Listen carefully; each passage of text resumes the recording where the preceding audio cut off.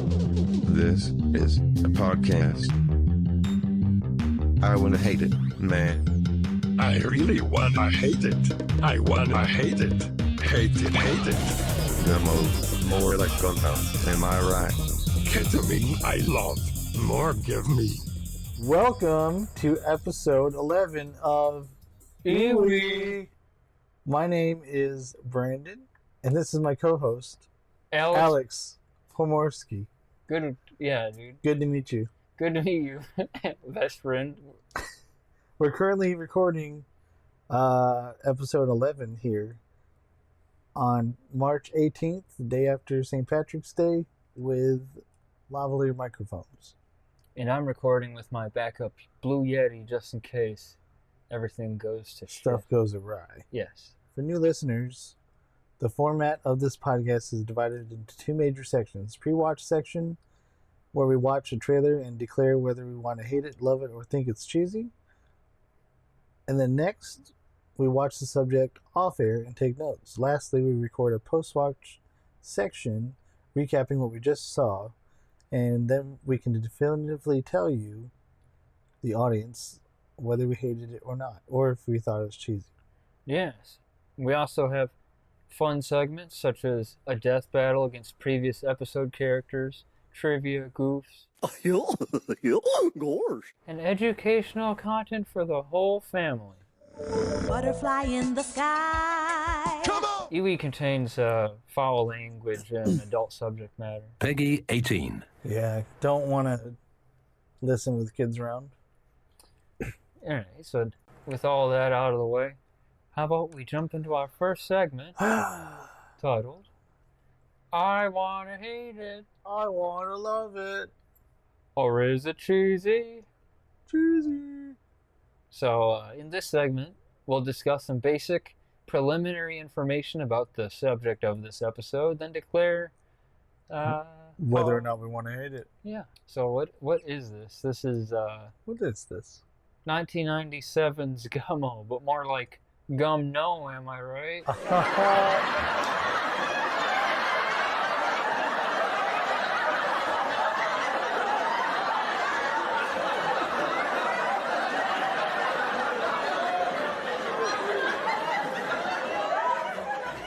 It's an R-rated movie with a runtime of an hour and 29 minutes.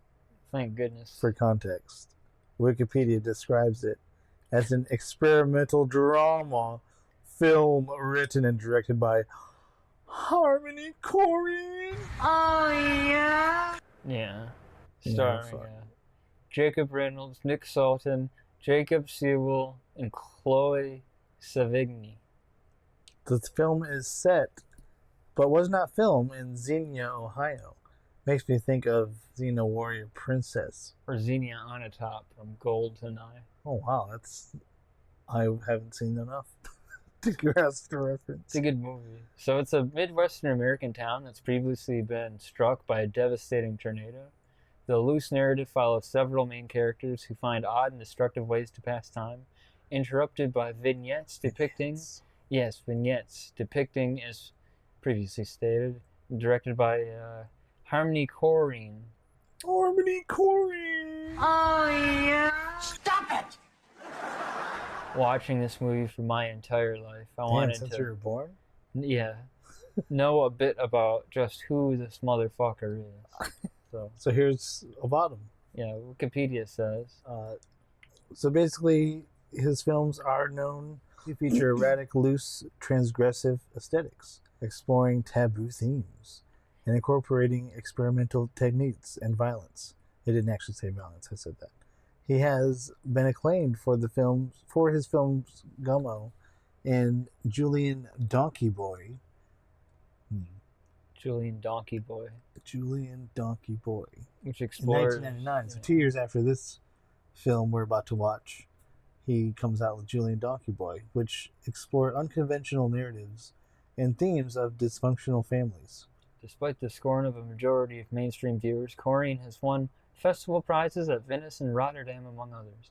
Established directors such as Bernardo Bertolucci and Gus Van Sant, he's the guy who directed Jerry, are also outspoken proponents of Yeah. Corin's work, with Gus Van Sant saying, Gummo changed my life. Oh my god. Bertolucci saying, Corin created a revolution in the language of cinema. Get the Yes. Gus Van Sant, if you have forgotten, Alex, Yeah. is the director of All right, so made by Start This. and starring. So, anyway, to continue the Wikipedia entry, Harmony Korine was frequently labeled as an enfant terrible and terrible Terrible. and infant terrible, and was often accused of exploitation and self-indulgence. Oh wow. He responded in 1997 asking, what did he ask? How can an artist be expected not to be self-indulgent? That's the whole thing that's wrong with filmmaking today. To me, art is one man's voice, one idea, Oh, what about women? Oh, anyway, go on.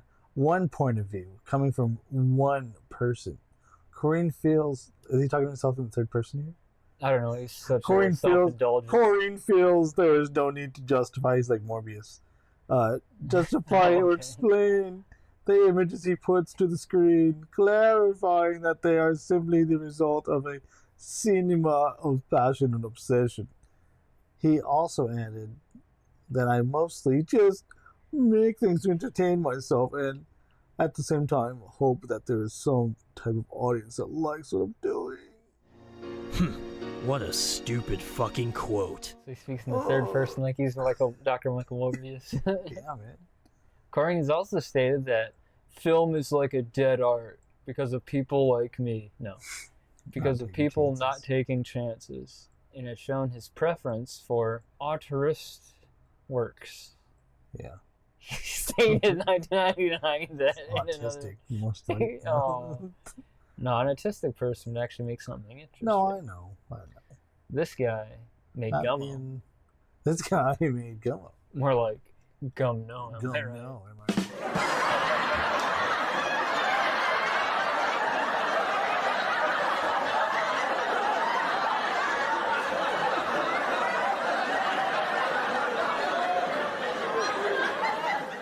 It's fine, dude. What? It's probably the best joke. There's no other joke other than the movie itself. But more like Gummo. Oh. Am I right?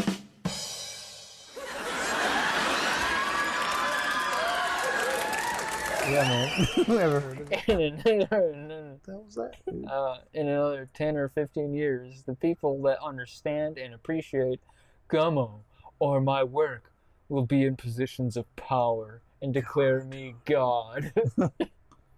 Declaring that the culture presented in his art was going to become more prominent. You'll see. You'll all see. I'm better than this. I'm Harmony. How did it do at the box office? On an estimated budget of $1.3 million, it only had a limited release in the US and Canada. Boom, boom, boom, boom. Breaking in only $116,000 and $800 also. Wait, so $116,800. 799. Although it bombed, Wikipedia says it generated substantial press for its graphic content and stylized, loosely woven narrative. Brandon. So people just watched it because it was on the news. So, yeah. Oh, this will generate This buzz. shocking film. This is so shocking. It's shocking. Art has to be shocking. What was the IMDb rating? 6.6 out of 10 with 36,000 reviews. Jesus. Why waste your time? Rotten Tomatoes score? 38% critical. Critical? Critical score. Critics. Okay. And 73% audience. And a Wow. Metacritic rating Jesus. accurately of So the critics 19. scored it lower. Normally the critics save it, pull it out of the water. Right, and I thought this was the case. audience. I thought that was the You don't know what you're talking about, critics. Yeah. Love this. I thought previously it said that it was widely panned, Yeah. but it won awards. Yeah. Metacritic rating is 19. Yeah. So Out of Metacritic's 100? more correct. Yeah. But Gives it lower score. Whatever gives it the lower scores. so this is really mixed because IMDb is 6.6, which is not great, but No, it's it's also not bad. 66%. Yeah. Metacritic's 19%. That's way better. But Rotten Tomatoes is 30. It's certified rotten critical, but fresh hot. Ooh, wow. I think our 1 to 2 listeners might understand where we're going with this. More like Gummo, am I right?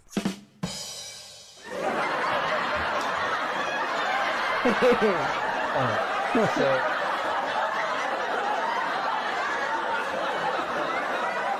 artsy, filmy types seem to love it, right? So Yeah. I put in a few reviews by those types of the artsy, filmsy. What would you call? Old boy? All right. So previous episode director. Farnsworth? Okay, yeah. Yeah, man. So previous episode director Werner Herzog praised the film and talked about being impressed by the bacon taped to the wall during the bathtub scene. Come on. Bacon, he's impressed by the bacon taped He's to impressed, the wall. dude. He's never seen such artistry in a film. I But do it does- respect Werner Herzog. Yeah. He made His Bad Lieutenant. Lieutenant. Yeah. But what did Gus Van Sant Gus- say on he's- Gummo? More like Gummo, am I right?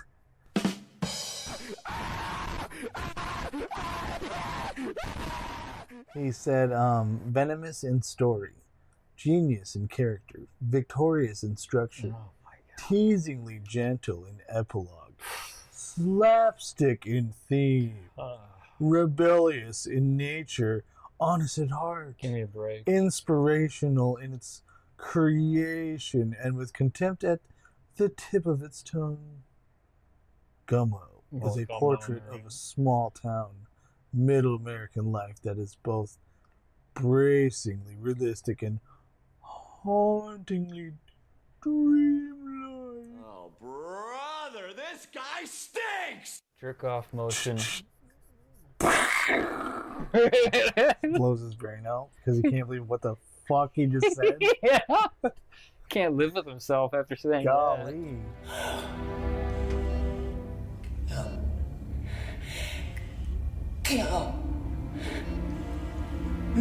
Says that.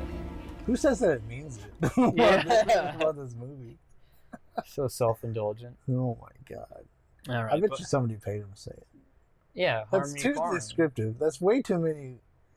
That stinks. Adjectives. That stinks of Adjective? a letter of recommendation that you type up for yourself. I just took my private yacht across my private lake to my private heliport. It's the only way off my private island. What do some average people think? So It's trash. No. on IMDb, Somebody on the street. Should have heard of it. Yeah, I heard it's terrible. Don't Yeah. watch that. so on IMDb user Sandtropes Couch says, "I wanted to hate it." And period. You don't need to continue. Yeah. Oh wait, There's always a but I ended up loving it. You want to read that? I don't, but So I I will. was ready to hate it. Oh, I was gonna In fact, I wanted to hate it. stop. I want to hate it. I wanted to reject this as the bowel movement of some no-talent film graduate. Stop. That's what you need. Yeah, stop. End. Wait, there's Stop. always a but. Yeah. I couldn't, and I can't. It's something like Kids, a film Corrine wrote, or some other Larry Clark concoction, more like caca. Cock. Concoction. Concoction. Am I right? It's a hard-to-take movie that would probably anger most, intrigue some, and bore the rest. Sounds great, Brandon. Yeah, man. I was angered only a few times during the scenes of animal cruelty. Nothing gets me writhing in my seat quicker. My wife's gonna love this. I'm gonna love this. I'm not. The main story or idea here is just this stream of consciousness tracking of a number of white trash kids. Maybe I'm becoming desensitized to grossness, or maybe this movie exists only in grossness, making individual bits of it hard to identify from one another. But an early scene in the movie, where a mother and I think daughter are trying to make their chests seem bigger with tape, is sort of sweet. I don't know who my top filmmakers are right now. I'm so underviewed with movies in general that it's sad. But That is Corin, sad. No. with this film, has a special place. And that's exactly why he did it, because he doesn't watch movies. Sounds he like admits Harmony. it right there at the very end. And why he But I can't don't know what the validate hell his I'm talking opinion about. or care about his opinion. 'Cause he I'd don't like to watch- say I hate it, but I don't know anything. Period. Sounds like another fluff piece paid by Harmony Korine. Mm-hmm. Fluff piece. Want to read Alright. this one? Yeah, I'm going to read this one here. I didn't read this review.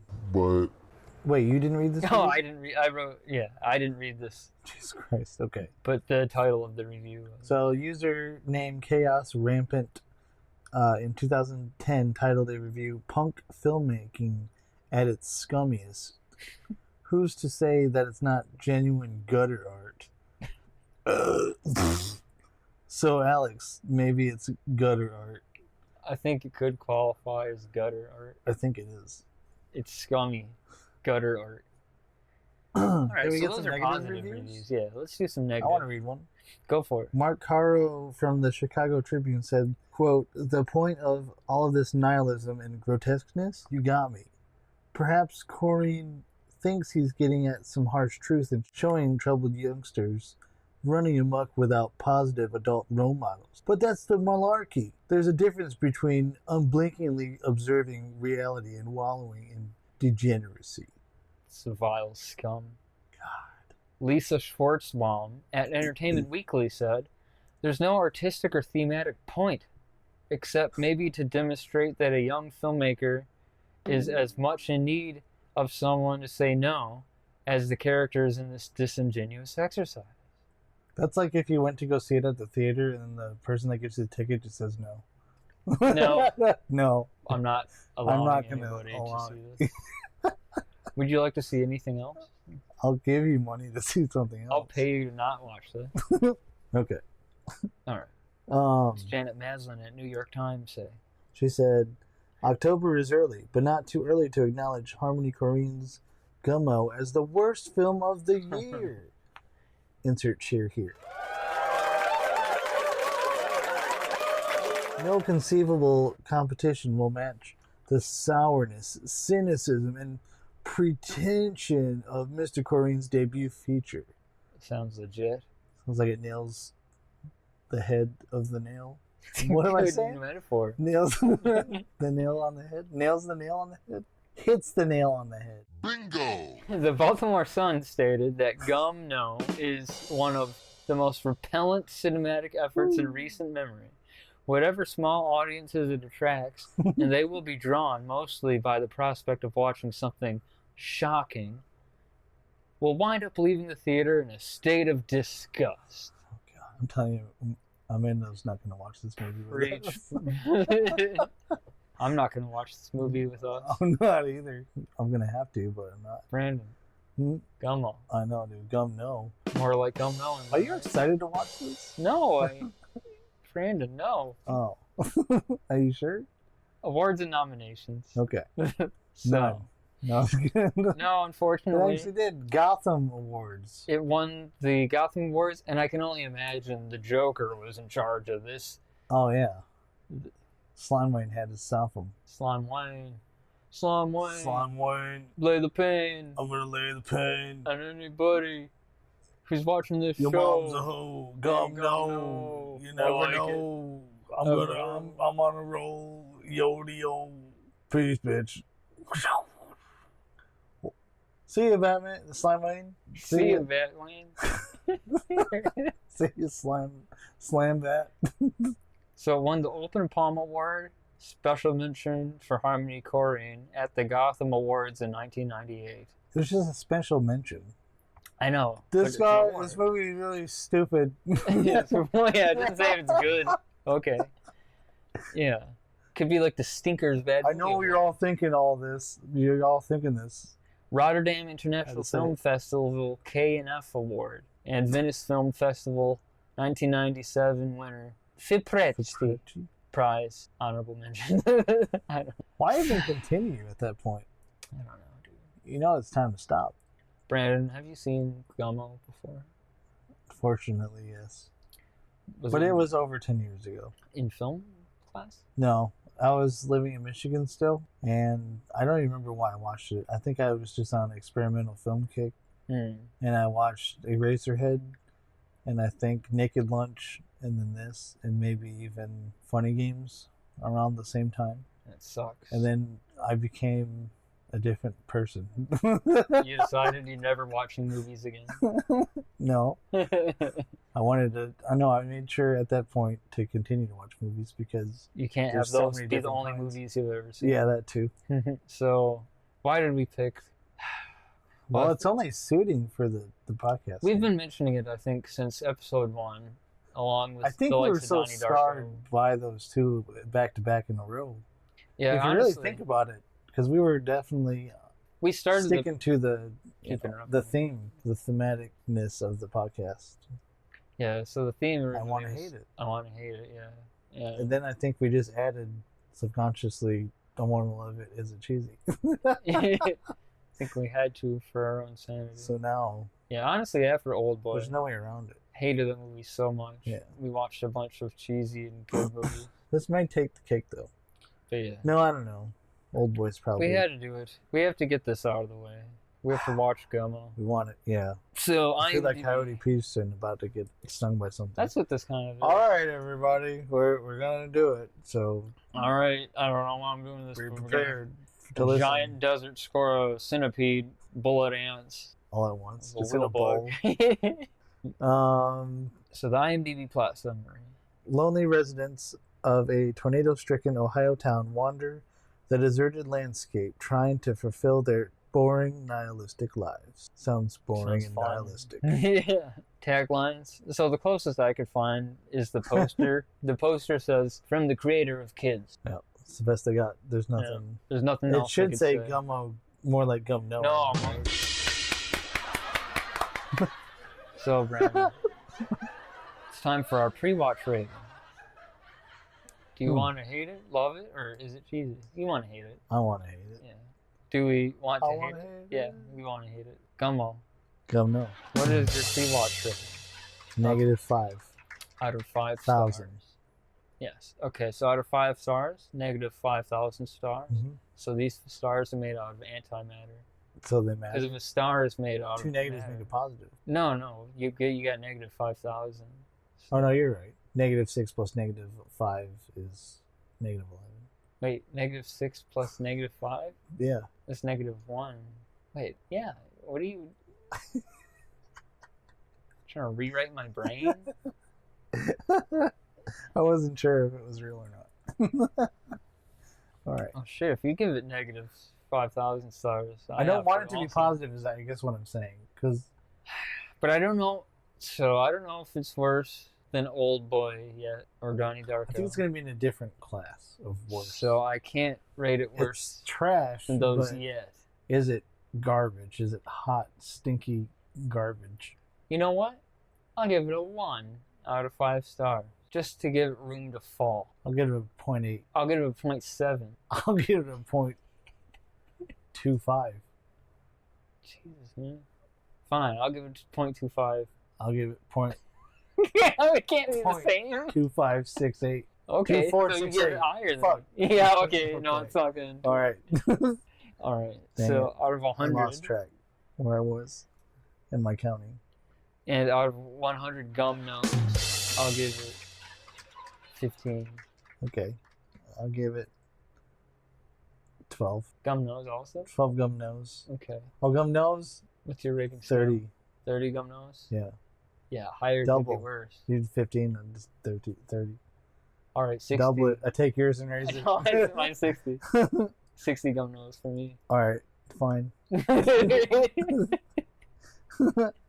All right. right. So I'm not going to remember those later, but It doesn't matter anyway. yeah, no, nothing. I think the only thing that actually matters is the ranking. Which, But the scores also count. all right. I think it's trailer time. Trailer time, yeah. All right. So the next segment is. Ba-dum-dum-dum-dum-dum.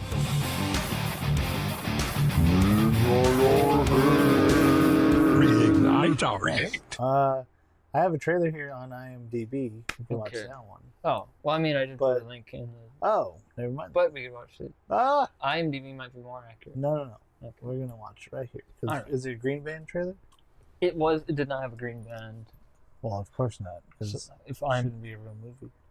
Yeah, this probably didn't even see wide release. Trailer. No. Trailer time. Trailer time. Ta-da-ta-ta-ta-ta-ta. Trailer time. Okay, here we go.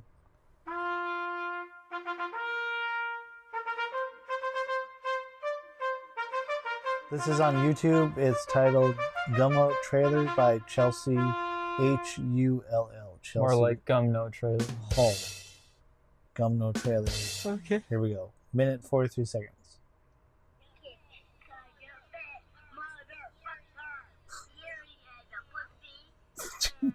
The hell?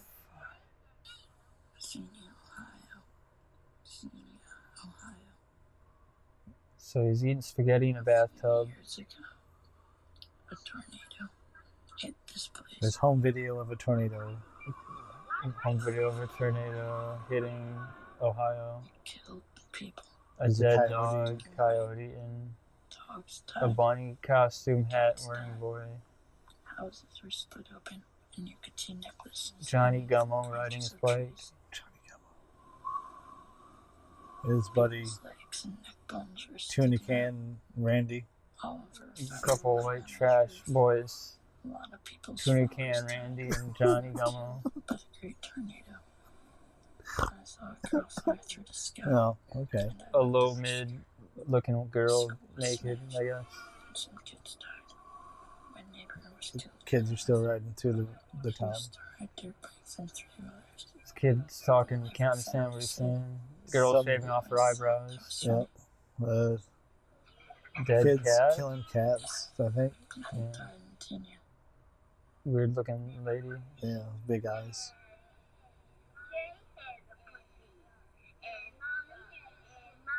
Little kids saying curse words. Yeah, curse words is like a nursery rhyme, but it's... You hear it, Written folks. and directed by Harmony Gummo, and they Carline. have upside down crucifix. Crucifix. Because they're edgy. Sedgy. Wow. More like Sucks, dude. Thank God it's over. What is worst this? trailer I've ever seen. Dude, it's a Vice interview with... Oh, it's his interview. I don't know. Yeah, don't watch this. Don't. I'm not going to give it credit. Oh, turn this on. Turn it No. on. Yeah. Okay, well, how does that make you feel now? Does it make you feel better about watching Gummo? Dumb no. Man, that was the most like lukewarm trailer. That's literally what I remember of the film when I watched it. It Just was literally nothing. I just didn't. I didn't want to watch it again. It's like watching somebody's boring, crappy home movies. Yeah. Okay. Yep. So Post trailer expectations. All right. So having just seen this trailer, what do you think? That concludes our I pre-watch think portion. 110% Amando's not going to want to watch this. Yeah, you're right. She's probably still watching Along Came a Spider right now. All right, folks. Well, Well, that was something. that was Gummo pre-watch Gummo. section. We're not looking forward to this, but No, not at all. Especially after the trailer. well, we're gonna watch this so you don't have to. We're gonna break it down Yeah. as much as Line by it's line. worth. As bad as it is, we're going to trudge through the shit for our podcast. We're gonna try and be more streamlined this time around Yeah. because we've kind of been going off on Dragging our tangents, asses. dragging our asses. Into So- the bush. So we're gonna try and keep it more tight. Yeah. But yeah. Okay, man. Let's go. Well, the intermission music's kicking in now.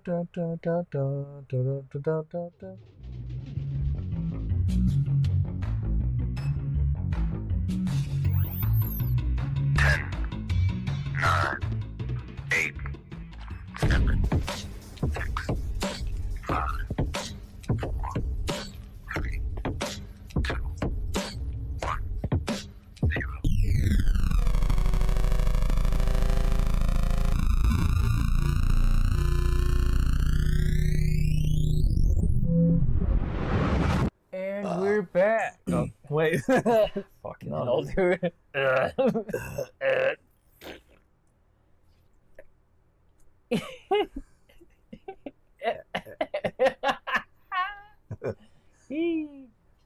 And we're back from watching Gummo.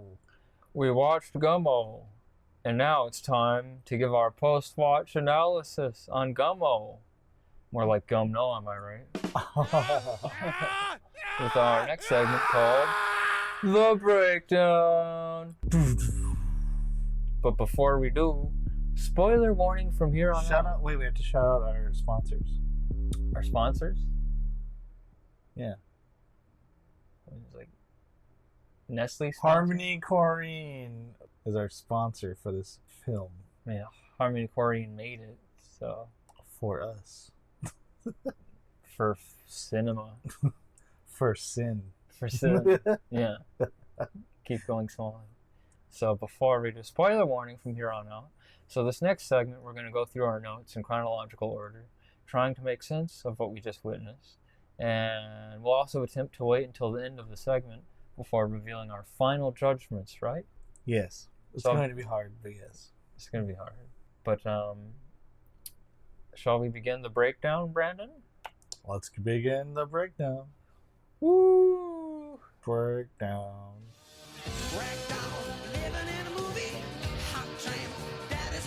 How does Gummo begin? It begins with peanut butter motherfucker. Peanut butter motherfucker, there is a pussy. Peanut butter motherfucker. Peanut butter motherfucker. Mommy It's has just- a pussy. Sounds like schoolyard songs, but they're saying bad words. So children saying curse words. Yeah. That's Good how we start to the this film. Yeah. Peanut butter motherfucker. Peanut butter motherfucker. And then so we watched it without subtitles, by the way. Yeah. We decided We to didn't screw care it. though. Doesn't Yeah. matter. So lots of mumbling. Yeah, it was Johnny Gummo, who we found out later is speaking. Yeah, Johnny Gummo was speaking. It's And just so one thing, a pattern emerges in this movie is hard cuts. yeah, obnoxious hard cuts. So it's something happening, probably something terrible. Yeah. Hard cut Cut. to the next thing. Yeah. Yeah. No transition. It's a menagerie of hard cuts. So, oh, good word. Poop. Menagerie. Menagerie. And then it's like a tornado, like footage of a real tornado, presumably. Oh, yeah. Yeah, it and starts off. You think you're gonna be watching Twister or something. you It might think be you do? You kind of thought you were gonna exciting. watch It might Twister? be like kind of story Uh, coming along. and There was a thing that happened you didn't see because I looked over, and you were looking down, but there was a cow that just fell out of the sky. yeah, Or a it's coyote. actually a coyote, I think. it real was. footage of death, so it's already a little bit faces of death right from the get-go. Yeah. But I think the coyote was in the cell phone tower or something. yeah. So there's some hardcore footage of tornadoes, and then it just cuts to some hillbilly ladies singing about roosters.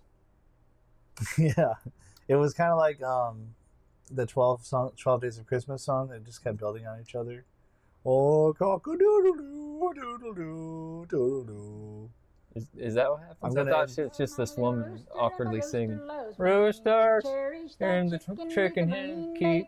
No, man, she was actually singing. But so while she's singing, shirtless kid wearing a bunny hat, like bunny ears hat. He's just so we're over an overpass of a highway with one of those like walking paths that's like all fenced in with chain link fence, Yeah, and we have and bunny you see ears. Mr. Bunny Boy. Yeah, walking bunny. up. What's up, Doc? And he's peeing over the edge of the highway, Yeah, peeing, spitting, kicking, kicking. He's just climbing on the ceiling. He's a deviant little cuss. Well, that's everybody in this whole film is a deviant little cuss. Yeah, true. And then we cut to our first. he's also thing. like shivering and smoking, and Yeah, smoking a cigarette, just kind of sitting there. But after the title card, so Gummo drops. It's Gummo. Yeah, Antichrist, upside down cross underneath. It's all iconic. It's just trying to be edgy. Yeah, trying to be edgy. Like the first thing we see is a kid walking with a cat in his hand, and he just dumps it in a barrel filled with water. Dumps it. It just needed a bath. Yeah. But no, I think he's drowning. Yeah, he's drowning. And then random cut to two preteens in a busted car, like in a trash yard. Yeah, a junkyard. Yeah, the junkyard. Windshield's all busted out. The car's like dilapidated. And they're just like gargling something. And then she's like, all right, spit it out. And then you think they're going to smooch, but they're just kind of like gently caressing each other's faces. And then he feels her breast. Yeah. And he says, all smooth like, with plenty riz. You have a lump on your boobie. You have a lump on your titty. Did you say titty? Okay. And then it's just like, oh.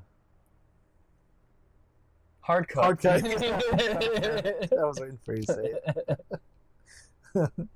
Amando, your wife Amando, mentioned, what kind of parents would let kids be in this movie? Any parent that saw this movie, I imagine, filed a restraining order on the director. Restraining order, defamation lawsuit. Yeah. Like everything. So we see that, and then hard cut again to like 3 minutes straight of our heroes, I guess. The closest thing to protagonists. Johnny Gummo and Tumbler. AKA Tuna Can Randy. And I'm Johnny gonna Gummo. Yeah, Johnny. I'm gonna call them the Gummo Bros. Gummo Bros. Okay, yeah. But they're just riding around on their bikes. I thought this scene was kind of cool. Well, the music was sort of cool. Yeah, the music was kind of cool. They're following them around a city or town on their bikes. The shots were following them really well. It's kind of cinematic. It was cool, but yeah, there's a few shots that are actually like cinematically done with a cinematographer. Yeah. And then there's other ones that are just shaky cam. And then there's other ones that are like handy cam, like 90s super low res footage. Right. But yeah, we have Solomon, he's Johnny Gummo, and Tumbler, and they have BB guns on their back. They're militant. They're child militants. Extremists. Yeah, extremists. Yeah.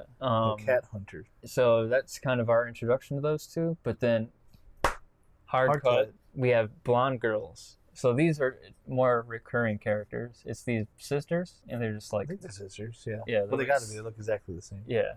Super bleach blonde sisters. Bleach blonde, their eyebrows are bleach blonde. Yeah. Very unique people. Looking people. Yeah. Distinctive visually. But, so here's kind of one of the only plot points that happens throughout the movie, is they have a black cat, which is a stray cat, but they still like this cat to some extent because they're like petting it and stuff. Mm-hmm. But they're also talking about, wow, this cat's pregnant. Look at, you see its titties? Feel its nipples. It's pregnant. Because everything has to be gross. Yeah, everything in this movie. If you think it's going to go one way, it's going to go gross. Yeah. And they're saying, well, if it has kittens, we're going to have to drown them in the water. They did say that? Yeah. I didn't even catch that. Because if it's in the movie, they have to make it shocking. Oh, of course. But yeah. And then it cuts from them playing with the black cat to them jumping on beds. Well, hard cut. Hard cut. I should say cool. That's okay. I should say hard cut to them topless. Oh yeah, putting tape on their ripping nipples. Electric tape on and off of their nipples. Of their nipples. Yeah. Yep. They said they wanted to make them bigger. That was their thing. Yeah. Hey, make them bigger. You gotta rip them off.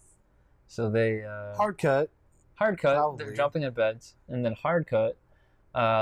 One of them's looking at the camera seductively, and slow mo. Yeah, that's all.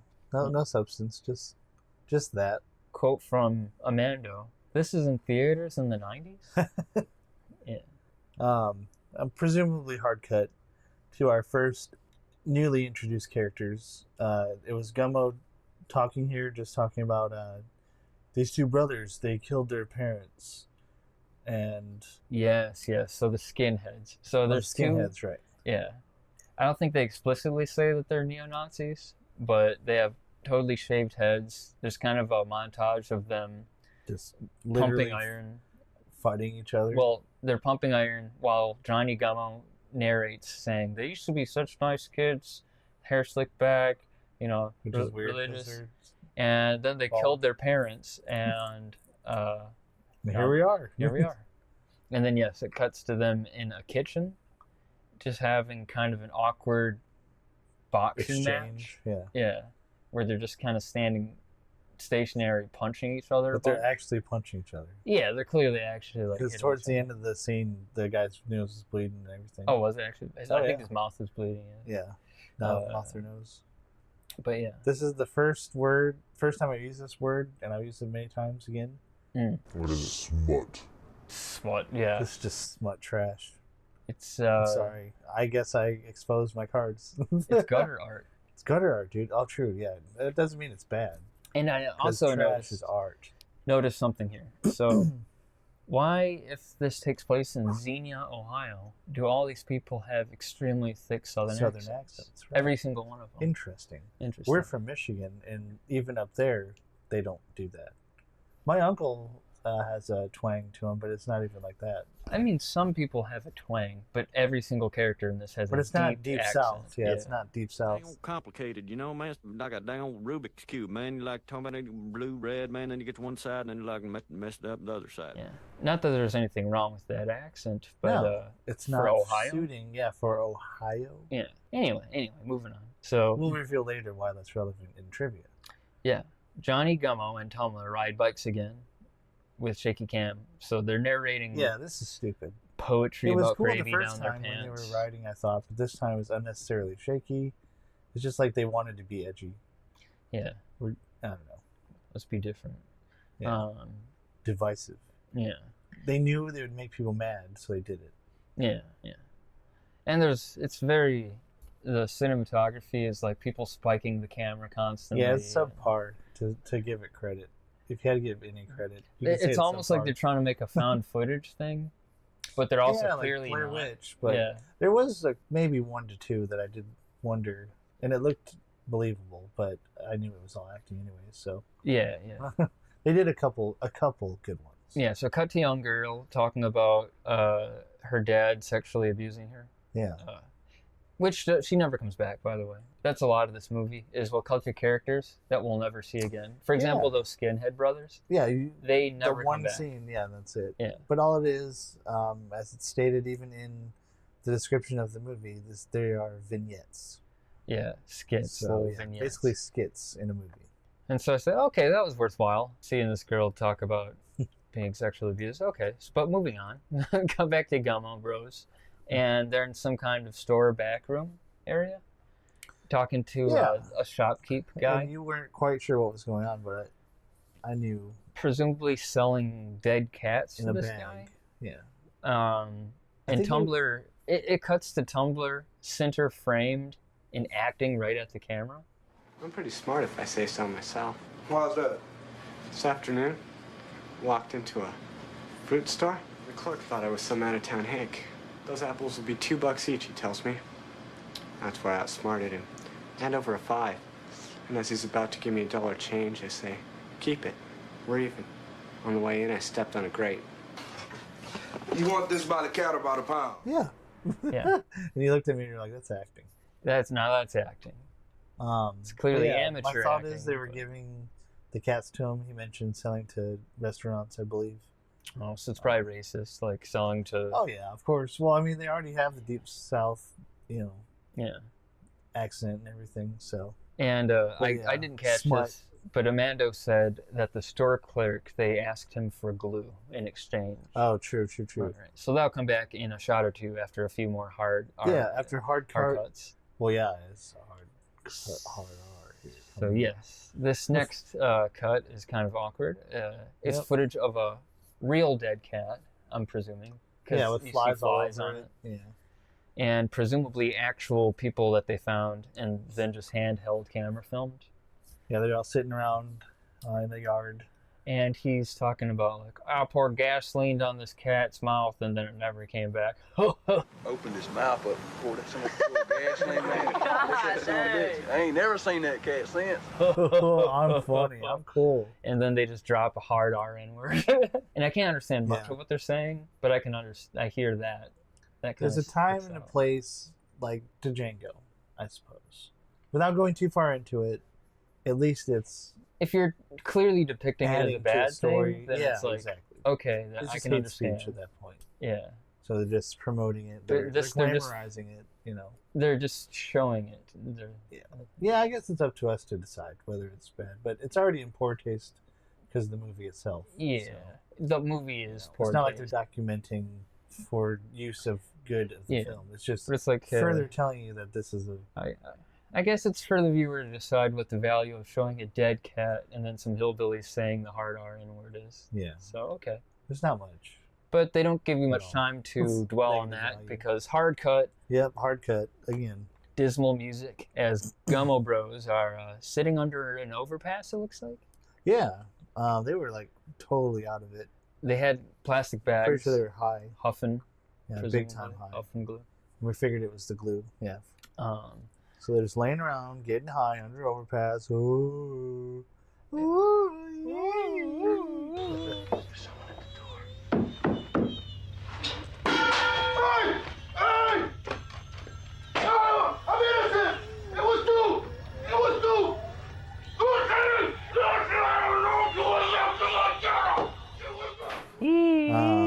And so we're going through a checklist of hate, a checklist of shocking stuff. Yeah. Because Tumblr says that my brother is a queer now. Right. It's like one thing after another for no reason. This. What's shocking? What can you think is shocking? Yeah, what animal cruelty, racism, homophobia, sexual abuse, homophobia, abuse, trypophobia, poverty, tryptophobia. Tryptophobia. Thanks. Yeah. Oh yeah, they just show something. Screamer on the screen. What else? Oh, I thought for some reason when you said screamer, I immediately imagined Slimer from Ghostbusters. He's not Screamer, he's Slimer. No. I can imagine him screaming though. Okay, side note. Yeah. But anyway, he's talking about he dresses in drag, and Johnny Gummo asks, "Is he pretty?" Yeah. Is he pretty? Was he pretty? Tumblr says I guess he's pretty. He's pretty for pretty a enough dude for a wearing boyfriend. Chicks' clothes, right? I don't know. I guess so. I guess he was pretty. Am I right, Gummy? Am I right? Gummo? More like Gummo? How about we abuse some animals? Yeah, right. Sounds good, bro. Hard cut. So this one's just one right after the other, right? The hits keep on coming. Oh, yeah. So we hard cut to kids, little kids, probably like 10, 12. Yeah. And cowboy they're hats. Just totally ripping on the Rabbit Kid. Shirtless. Yeah, so they're shirtless, but they're in a junkyard again. Yeah. Totally random. And they're just like breaking stuff, rusty car windows. Yeah. But what happens with this pointy kid, Brandon? They're just ridiculing him. They have guns talking about, they shot him. But not with real fake guns, shoot. obviously. It's cap guns. But they shot him. So yeah, they shoot cap guns at him, call him all kinds of nice homophobic slurs. Yeah. Horrible names. Say he smells like piss. I look over at Amando, and her face is just shock. Again, wondering why anyone would let their kids be in this movie. It's basically child abuse. Yeah. No, I mean, this whole thing is just questionable at best. Because presumably the director told those kids to say, all of those all right, now call this one boy. All right, small child, call this other small child this slur. He's probably getting his rocks off. Look at this queer rabbit. I shoot him. Look, he's got no meat on his bones. I don't get it. I guess we just don't get art. I guess we don't get it. I guess you had to be there. Guess we had to be there. But hard cut. We don't have time to dwell on that either. Yep, forget that. So there's this girl singing the ABC. Mid-20s, yeah, singing ABC song. It's pretty awkward. She's holding a baby doll, like a doll of a baby. Yeah. And she's looking right at the camera. Oh, yeah, it's just... And it's just A, B, C, D, E, F, G. Yeah. A, B, C, D, E, F, G, H, I, J, K, L, M, N, P. H, I, J, K, L, M, N, O, P. Like the whole thing. But then she walks up to the blonde girls again. Was this a hard cut? Well, it was a I hard. can't remember. I'm sure Well, it was. it actually went She smoothly went into from the her next spiking the scene. camera right to Right. talking to the blonde girls at a basketball court, I guess, Right. or like a court, a It was sports a court. Yeah, because this kid was playing badminton, and he had a really edgy Dude, mullet. this kid, I'll give him This credit. kid, He had a dude. wicked mullet. Yeah, it was pretty cool. He had like crazy sideburns and a mullet. It was like steps, but like really edged out steps on Yeah. the side of his head. So pretty wicked. But anywho, the girls that were earlier that were trying to rip their nipples off, they're oogling over this kid. Yeah, they're like, hey, probably kid. over his mullet, you know. He then comes over and is talking to him a little bit, and And he's how he like, has ADD, I have and- ADD. I'll Let me take- tell you about my ADD. Yeah. ADD is apparently some kind of thing where it makes you not have good attention, and then they prescribed me Ritalin, which kind of makes me normal, and then it's like slow-mo footage of him running around and Yeah, he's like just standing in place, just dancing, just kind of like or not running around, I guess, jumping but over a waist-high pole. like a ready stance, like a fighting stance, but badminton style. Yeah.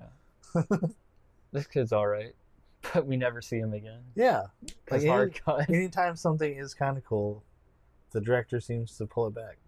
Yeah. It's like, well, it's not bad enough. We gotta, Well, that's cancel one that. thing. We got that out of the way. Yeah. And so they're walking down a sidewalk. I couldn't hear a single. I couldn't understand a single word they were saying. Oh, I know. Was this now where I said hard cut again to a short person? Was this where he's Right. talking to him? Oh So yeah. we realized that this Harmony is the Korine. director Harmony Korine Yep. sitting Yeah. on a couch next to, and I don't know a polite way of saying this, but he was a shorter African American short person. Short man. He's a Short black person. midget. Tell him, McCluskey. Tell him what time it is. I don't believe you people. What do you mean, you people? I'm sorry. I mean, okay. But it's just not that that's anything bad with either of those things, but it's just kind of It's divisive. I feel like he puts that in there specifically because this could It's gonna shock cause a people. rise, This you could know. cause a rise It's in gonna people. be art. It can't be just two art people. is shocking and It disgusting. has to be everything. Shake up the establishment. Are you calling that guy shocking and disgusting, dude? No, No, the director is just putting stuff know. one after I'm just another. imagining what he probably thinks news You're articles and right. stuff would think. Because it's not just the African American person with dwarfism. He also is like, I'm gay, and then the director Harmony Korine is Yeah, trying it's to like, feel let him me up. kiss you. Yeah. Yeah. He like tries to hug him. I'll hug you. I'm not gonna kiss you. What's the most abnormal thing I can put in this movie that could Me? shock somebody? Me doing this. Yes, perfect. Wow. Kiss me, kiss me. Kiss- And the actor is like, nah, man, please stop this.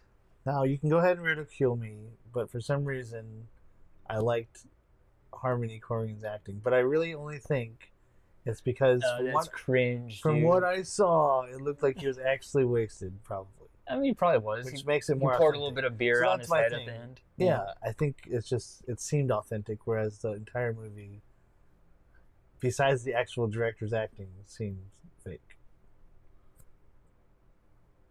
Yeah. Yeah. Okay. Good. Put You me on didn't a like it, I don't put me on a care. crucifix. It's okay. To each his own. I don't know. That's the only thing I thought. Yeah. But that's Yeah. just what I didn't like. Poor I felt Spears- like you put that in there just to try and Just to mess with people. just because, yeah. It's a stunt. But he keeps touching his nipple, which I didn't like. Yeah, he keeps trying to grab his boob, Yeah. and he's like, stop it, dude. He's got nobody left. He's just talking about how bad his life is and stuff. He said, you wonder if he has brain damage or something. Well, truthfully, as we go on through the movie, I think I've never heard any director's commentary or delved into if there's a memoir by Harmony Korine, but I really just feel like this is childhood trauma that he's putting on film. Yeah, he's trying to put his own life. Yeah.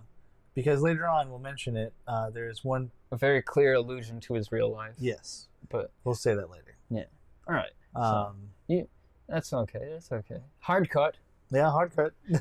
Gummo bros are talking to two other kids. So there's one kid who doesn't say much, but this other kid who's kind of skinny, and he's kind of squirming around a little bit, and I guess he's a little bit effeminate. But Tumblr asks this kid, do you have to wash your grandma? And he's like, yeah, I have to watch my grandma. He's like, it's not easy to take care of your granny. And he's like, yeah, you kill cats too? Yeah. What do you have to say about that, Brandon? It's boring. I literally wrote in here, it's funny that I'd rather be watching Jerry right now. Yes, me too. I don't think I'd say Old Boy. What? Maybe. Because at least it has... No. Yeah, that's true. At least until it gets to where it's not good. Which I know is the opening credits, but at least it has you're right. something to follow. At least the opening part least is something kind to of follow. redeemable. Yeah. Fair. Fine. We're comparing apples to oranges here, folks. Yeah. But so funny thing about saying you'd rather be watching Jerry is Gus Van Sant, the director of that, has sung praises of Harmony Korine. You're right. He's like, man, if I would have just put more sick stuff in Jerry, it'd probably be really good now. Yeah. More hard cuts, more shocking. I am shocked. Shocked. Well, not that shocked. But yeah, Gummo Bros then go to some shirtless dude's house. So he's... Yeah, this was different. Some shirtless white dude, and he's just wearing, like, swim trunks. And then all of a sudden, he just grabs his own nipple and just starts, like, shaking it. Now, there's controversy among us watching it. So I thought maybe he was just itching. Because it was kind of looked like a tick, because he was itching under the nipple. Okay. Fair. But you and Amanda believe that it was perverted, which there's support for that in a moment. In a moment.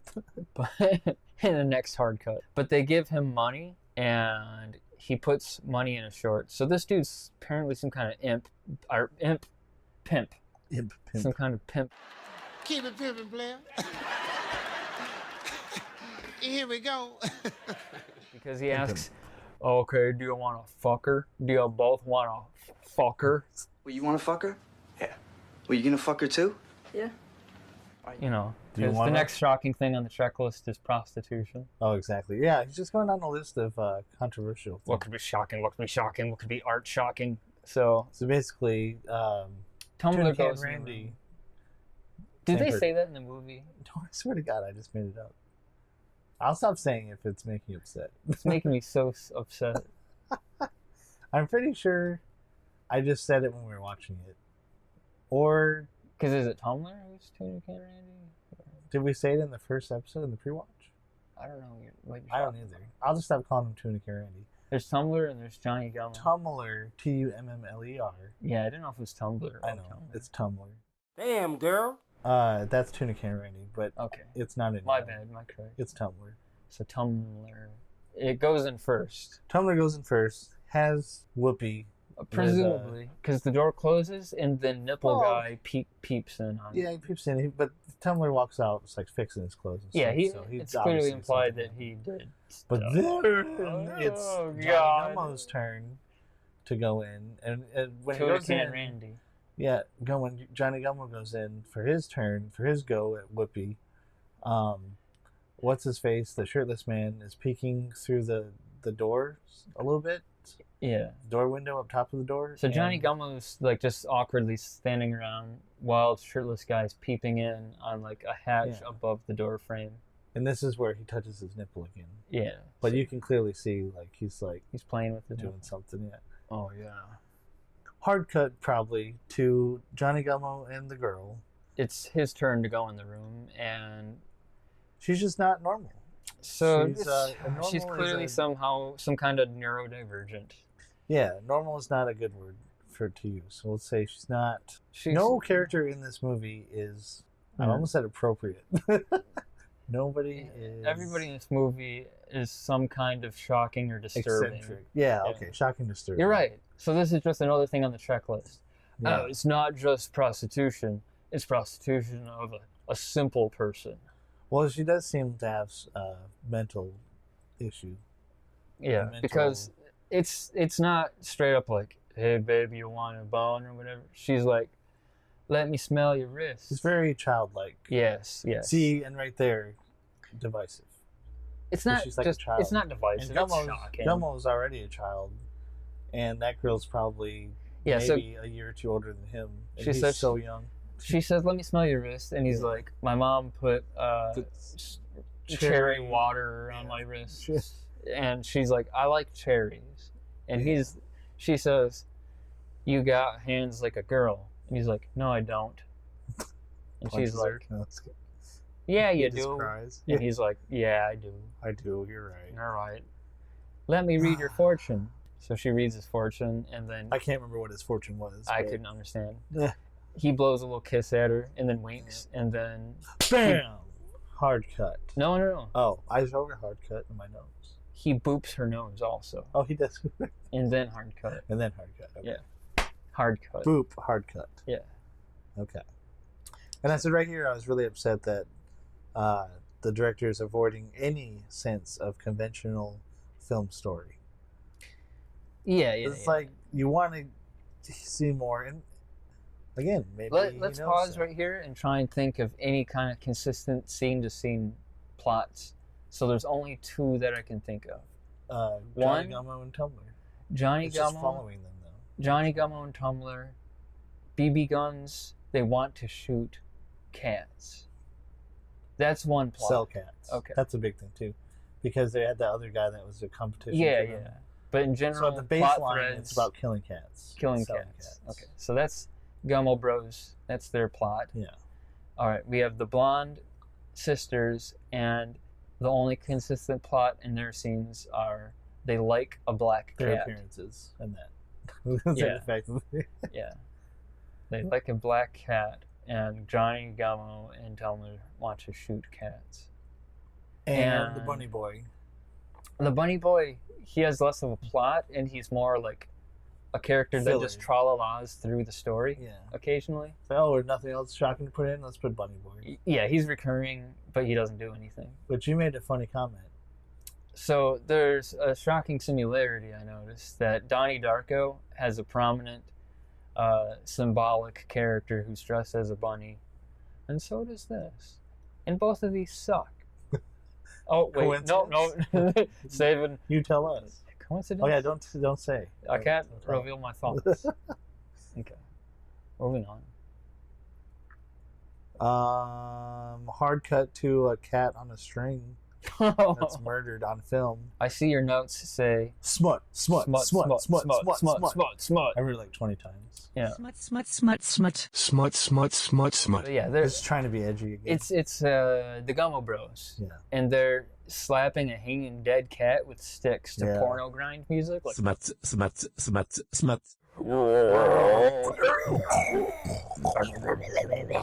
like hardcore metal. Yeah. Like black metal kind of. Archaic metal, dude. That'd be cool though. Probably. Then hard cut to the granny washing kit at the side of a store. Now, do you want to explain this? So he's at the side of like some small business, like, kind of like a little alley by a dumpster. Oh, right. He's doing things with, you can't really tell right away what he's doing, but he's messing with something out of his And I didn't know what was happening, but Amando explained. Yeah, so basically what we found out is this is one of the cat killer guys, and he was loading up tuna fish in a can with glass for cats to eat, so they die. Right. Smut. So he like breaks a glass against the wall, and then apparently he's setting up some tuna with the broken glass in it, so it'll kill cats. And I don't know his name, so I call him Granny Washer Kid, because that's the only other character trait we know about him at this point. So that's nice.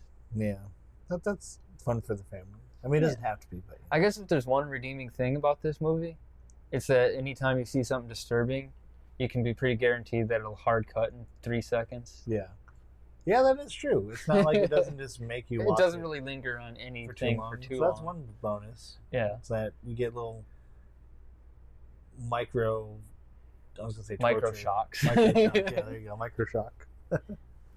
Yeah. Hard cut to the blonde girls again. So this I assume is their family. So it's a bunch of, hillbilly women, and they just kind of walk up. Little girls spinning around in the yard, so they're in like some kind of front yard.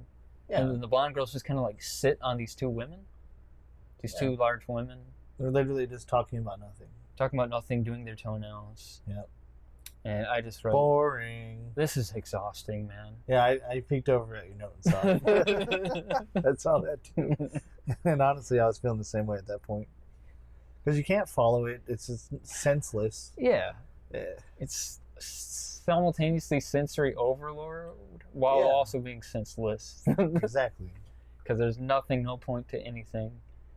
And there's nothing to follow. It's no like being characters bored, to like. being totally bored after injecting adrenaline into your veins. Yeah. It's like watching somebody who manufactures fake home movies about shocking material. Right. And then you're forced to sit through a whole movie. Right. That's why I don't consider this a movie. Yes, Brandon keeps saying, like, It's not a movie. Isn't a movie. It's not a movie, dude. But we'll let you be the judge. Yeah, you guys be the judge. So, cut again to presumably real people talking because their faces are blurred out. And this is like handy cam, like 90s handy cam. Yeah, really good. And they're so unintelligible to me. I say they're speaking Banjo-Kazooie language.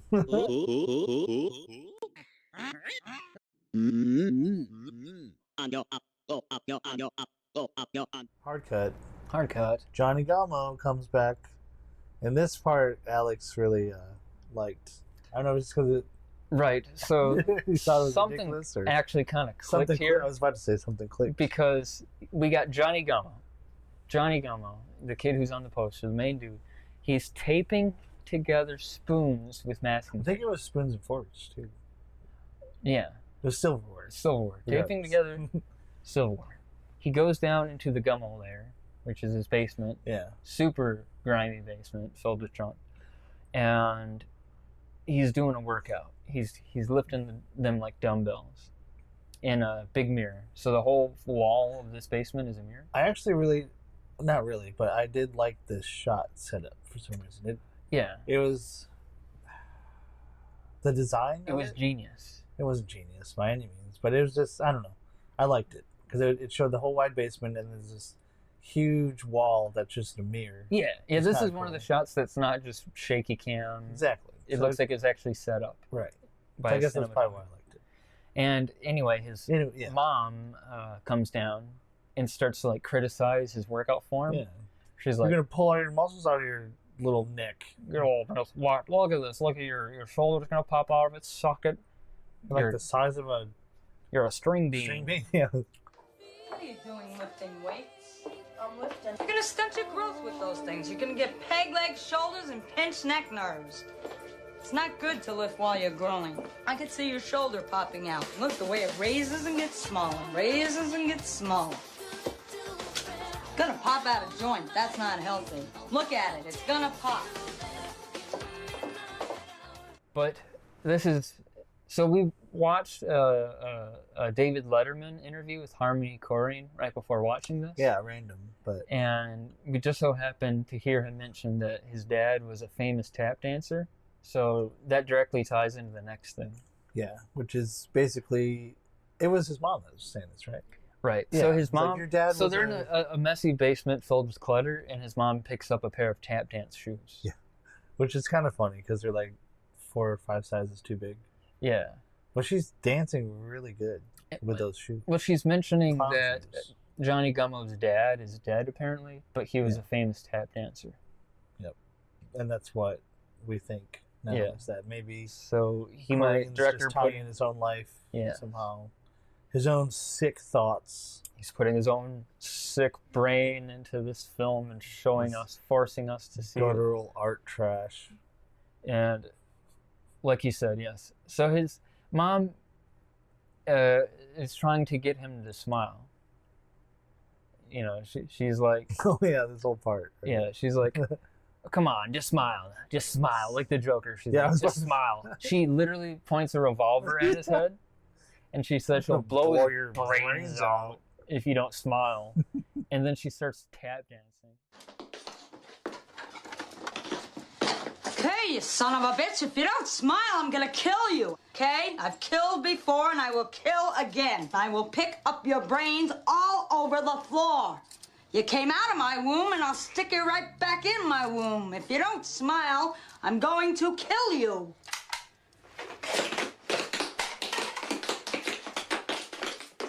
So she points a gun at his head and then starts tap dancing pretty well, like you said. Yeah. So we just have Johnny Gummo doing dumbbell Yeah, silverware and he was weights. still lifting too. While his mom threatened him like the Joker and then tap dances. Yeah, he's probably like, well, if you're gonna do it, just do it.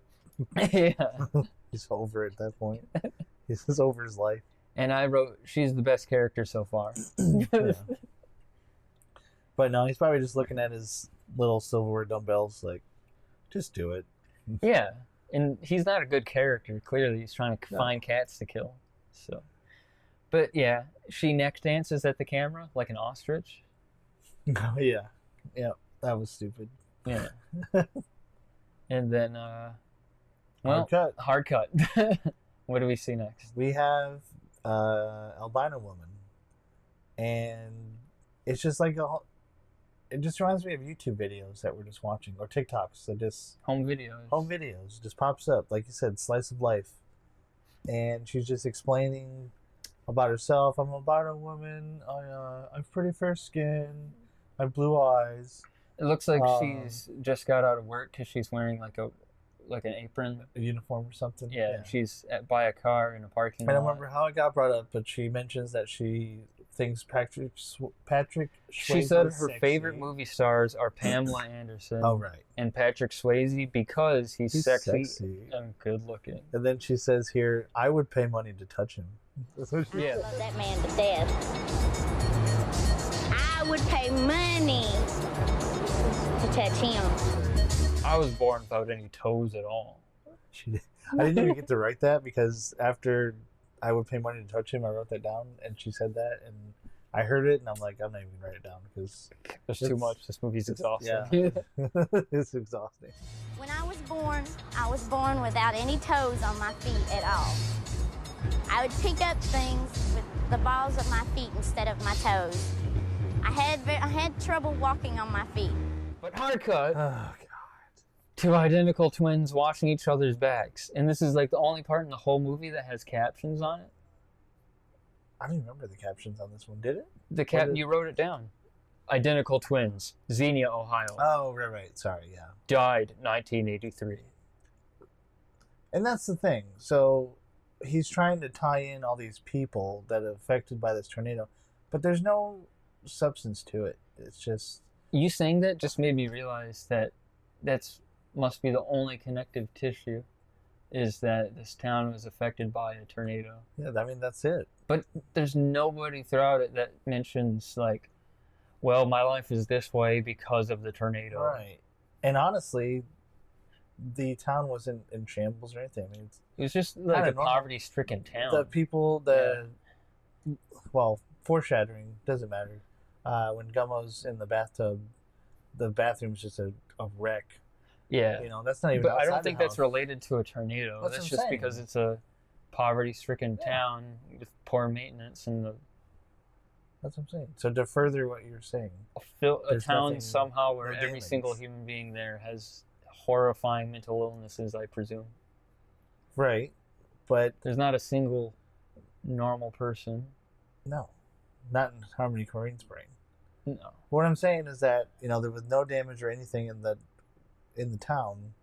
If these two brothers died, these twins, like, I don't know. I don't believe it that there was a tornado. I don't even believe there's a tornado. Well, because this was not filmed in Xenia, Ohio. This was filmed in Nashville, Tennessee or something. Oh, you told him. Well, we'll get to that a little later. Okay. So we got Tumblr in his car again. We hard cut to Tumblr. He's in a car talking to what must be his dad, which we find out is his dad. And he's asking about what his mom was like. And Tumblr's dad says, she drank a bit, but was a good person. Right. But he said it in a super, super Southern accent. Like, I think this is one of the thickest Southern accents we've heard yet. Which is saying something. Right. This is extremely Southern Ohio. You got a note there, bro? I would just said it's so disbelievable. It's a suspension of disbelief. Yeah, I remember you wrote disbelievable, and I don't know if that's a word. Oh, yeah. It was to me at the time. Tumblr then smokes and writes in his diary. Hard cut. Yep. Yeah. So he writes in his diary, but that's not relevant because we hard cut immediately again. Right. To Tumblr, his dad drinking. Oh my God, this is so stupid. And like a kitchen. I literally felt like dining I room. was there, and it sucked, and I wanted to leave. Yeah, the whole time. I like, remember wow. saying at this point, like, God, do people like this really exist? And I know they do. Yeah. But like, I could not imagine. I would Just being hate around so much people like being that. around these people. Yeah. Just non-productive, drinking. Well, just drinking their asses off.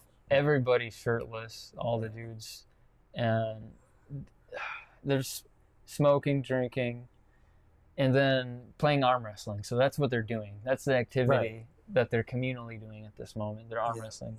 Then they make fun of his dad for Tumblr beating him. Oh yeah. And there's like, that's embarrassing. He beat you. Your son beat you. Your son beat you. Hell yeah. It's not a movie, dude. No, hey girl in this scene, you arm wrestle Tumblr, and then she beats him. And like, oh, that's embarrassing. Oh, girl beat you. That's embarrassing. That's embarrassing. That's embarrassing. And then all of a sudden they start getting drunk rage, as most really drunk people get. Yeah, hard cut to the same scene, but moments later. Right. And they start breaking chairs. Yeah, there's like a bigger guy who's got like a gut.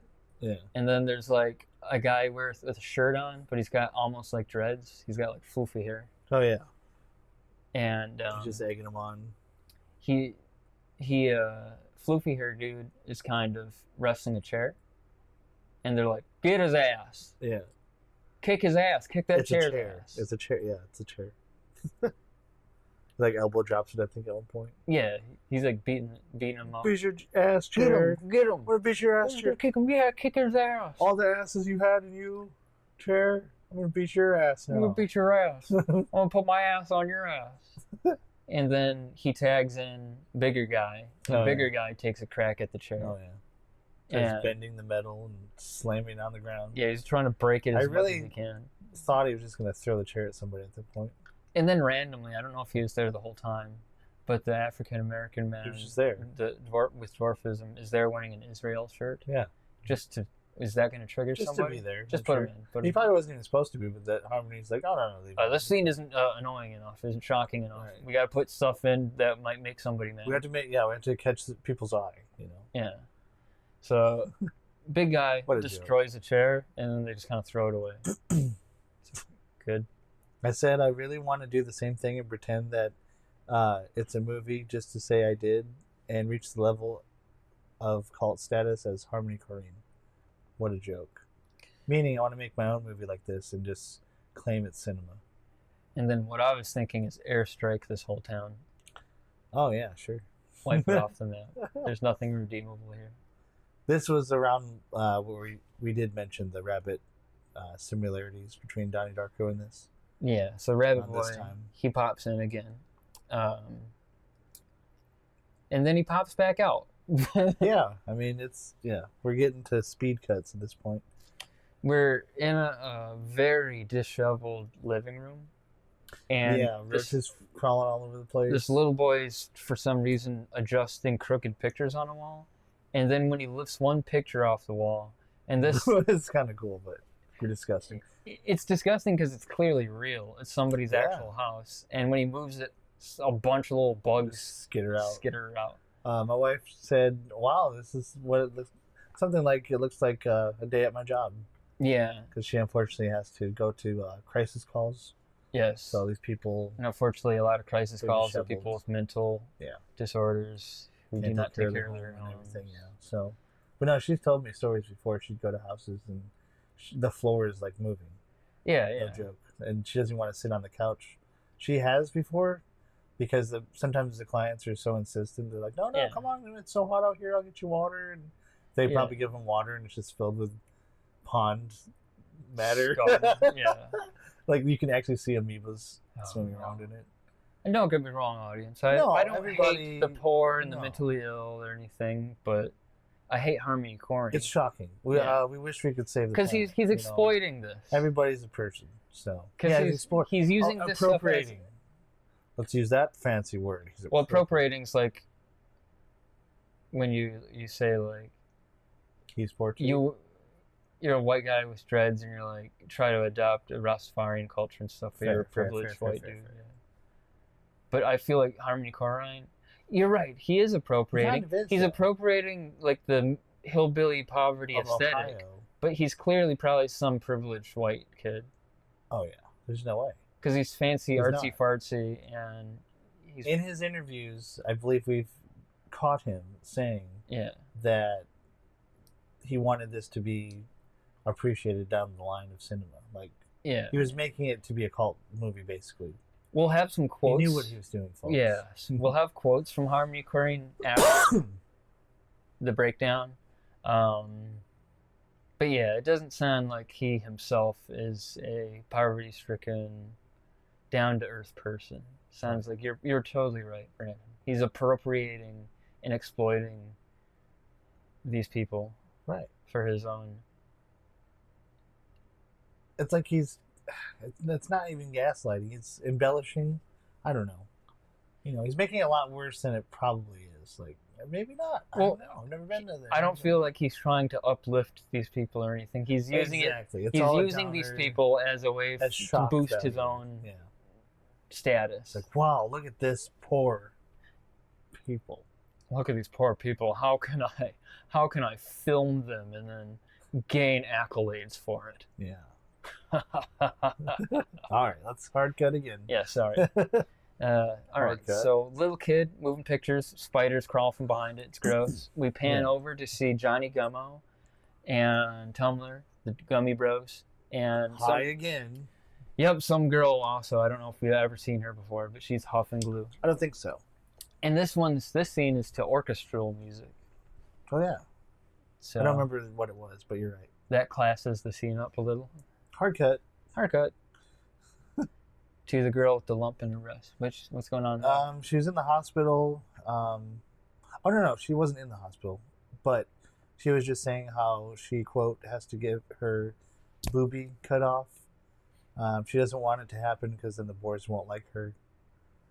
That's about it. So I guess that's a 1-2 punch over and done Right? scene. It's like, Yeah. they had a scene earlier. Another- Oh, you have a lump on your boob. Oh, no, we're going to cut your boob out. End scene. End scene. End plot. All right, and then we're gonna cut to another a guy who's self-loathing, talking about suicide. It's like footage of edgy metalhead kids, like Satan, metal. Yeah, it cuts to the word Slayer cut into somebody's arm, Yeah, and like, blood that's what I mean, coming out edgy. of it, It's like- and water rinsing it off, and blood coming out. Yeah, literally cutting yourself and stuff. Oh, something else to make people mad. No, and then Gorno. you wrote puke metal. Puke metal.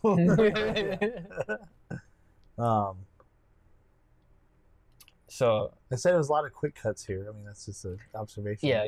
The cutting somehow increases pace here. Yeah, And- semi-entertaining, but Yeah. So we cut to the Gummo Bros wearing lady masks. yeah, they were in a random house. We weren't really sure what was going on. They were wearing. So yeah, they crawl lady in masks, through but I snuck in. a window and they're wearing Halloween costume masks of just creepy women faces. Yeah. And they have their BB guns again. Looking through, stuff, and then They're just looking around. Yeah, Like, I don't know what their intent was here. Yeah, I don't either. I don't know if they're gonna steal something. But we find out But that it was the kid's house. Granny Washer Kid's Right, grandma. Cat Killer Kid's house where he Right. lives with his grandma. They walk in and the grandma was there. She was on like an oxygen machine. Right, so the grandma was catatonic, like with the Right. respirator in a bed, like unconscious. They're just looking at her, and But before Tumblr that, keeps- Johnny Gummo was looking through a diary, and he Right. sees pictures of the kid, the Yeah, skinny cat kid, killer kid. and the kid's wearing drag, and then it's just footage of the kid dressing in drag. Which, again, It's like, why are you showing Korine us? had Fine. to have filmed that or been there to film it. I mean, Yeah. he's getting his rocks off, dude. Yeah, and again, it's like, are we He should showing? be investigated. Yeah, it really should. I looked him up. So I was like, does this guy have any Sexual accusations? assault charges. Like, But yes, okay, the respirator. yeah, so they're just talking about the grandma. Tumblr keeps saying he thinks she's dead. Tumblr's stroking the grandma's hair. Yeah. Out of nowhere, he's like, Gummo, why don't you shoot her with your BB gun? And Gummo's like, No, well, I don't. blah, blah, blah. And Tom was like, she's already dead, man. She's already been dead for years. Just She's shoot her. already dead. I want to see it. Yeah, shoot her in the foot. Cut here. Gummo. Yeah, right, man. Gummo. Shoot her in the foot, Gummo. Just do it. Just one Gummo's time. like, okay, I'll shoot He her in had the some foot. soul there for a minute. Well, he didn't do it immediately. But then like, Harvey gleefully. Korine reminded Gummo of his scene. Like, no, you have to shoot her. It's like, this is sick, dude. That way he's done with the film. I don't know if I want to be doing this anymore. What's wrong with you? Do it. Oh wow, you can see it in his eyes. He means it. Yeah, you can see in his eyes Do he'll it. kill you if you don't do it. Yeah. So you don't even want to go there. yeah, because they actually snuck into someone's house. Yeah, probably. But yeah, so he does. But he shoot her. fucking shoots her. Nothing happens. No, nothing happens. It cuts to And her foot. with medical- a baby in her. Yeah, medical expert Tumblr says, "See, I told you she's dead." Right. Because if a person doesn't react to a stimuli while they're catatonic, that means they're dead. Duh. Duh. So Cut to as- her foot with baby in it. yeah, Bad special effects. but he turns it off. He turns the respirator off. Oh yeah, he literally. Yeah, he kills They her. never go back to that. No, because they don't go back That's to what I'm anything. saying. Right. You're lucky if a There's plot all resolves. this, yeah. Yeah. All these shocking things, just So he kills her. literally For real, kills her. for real. Kills her. And then Presumably, I would assume so, but we never find well, out. if you're catatonic and on a respirator. Oh yeah, she's dead. Because he says Probably specifically, within this gadget, this gadget will keep you alive forever. I remember, yeah. Yeah. So I understand. Well, his they reasoning. just watch. Well, I mean, But- we witness murders in Also, you- movies, but Probably shouldn't sneak into somebody's house and then kill their grandma. right. But yeah. And also, that's another thing that never resolves is the kid whose grandma. Yeah, it never even shows him again. I don't think No, they just killed his grandma. there's no resolution. We don't So I see guess how they the got kid him feels back about for that, being or a competitive cat killer. yeah. Killed the competition and his grandma. We don't know if there's some story where it's like, oh, you killed your grandma, kid, or he gets the accusation, or he feels sad about his grandma dying, or No, that's more the same. But anyway, hard cut. Okay, hard cut. Uh, That's gonna cut to the blonde girls. Who is the girl in the back seat? That's with the well, older I wrote gentleman. there's Cheryl. I believe she is the ABC's girl, and she yeah, goes on it a is. long, like 2-minute straight talk where About she's just talking about babies. nonsense. Babies, the babies. I cut. love babies. I look the baby. I rub. See, I rub the baby's head. It's clearly riffing. Like a lot of this movie Riffing, is that's a good unscripted riffing, Yeah, but it's like, it's like wow, that's pretty weird and edgy. Let's keep it. yeah, be disturbing. Just that's the only thing I care about. Just be disturbing and shocking. Probably just makes them talk for like 6 hours. Yeah. Cut. I wrote cut. Learn to cut, Harmony. Cut it out. Learn how to edit. Editing. Editing. You don't have to show everything Right. you filmed. Anyway. So she's putting same girl, putting shaving cream on her forehead, and then Yeah, shaving off start her shaving her eyebrows. eyebrows off. Now, For sure. Amando told me that some people do shave their eyebrows and then like paint eyebrows on, Yeah. but It's we common. didn't see that. She just shaved off her eyebrows. No, just yeah. It's got to be shocking. It can't be normal. Yeah, just do something not Yeah. normal. That makes sense. It doesn't have to be normal. Just make it make sense. Yeah, make it not make sense. That's Harmony's goal. Exactly. But now we're gonna cut to Rabbit Hat Kid, playing accordion in a stall.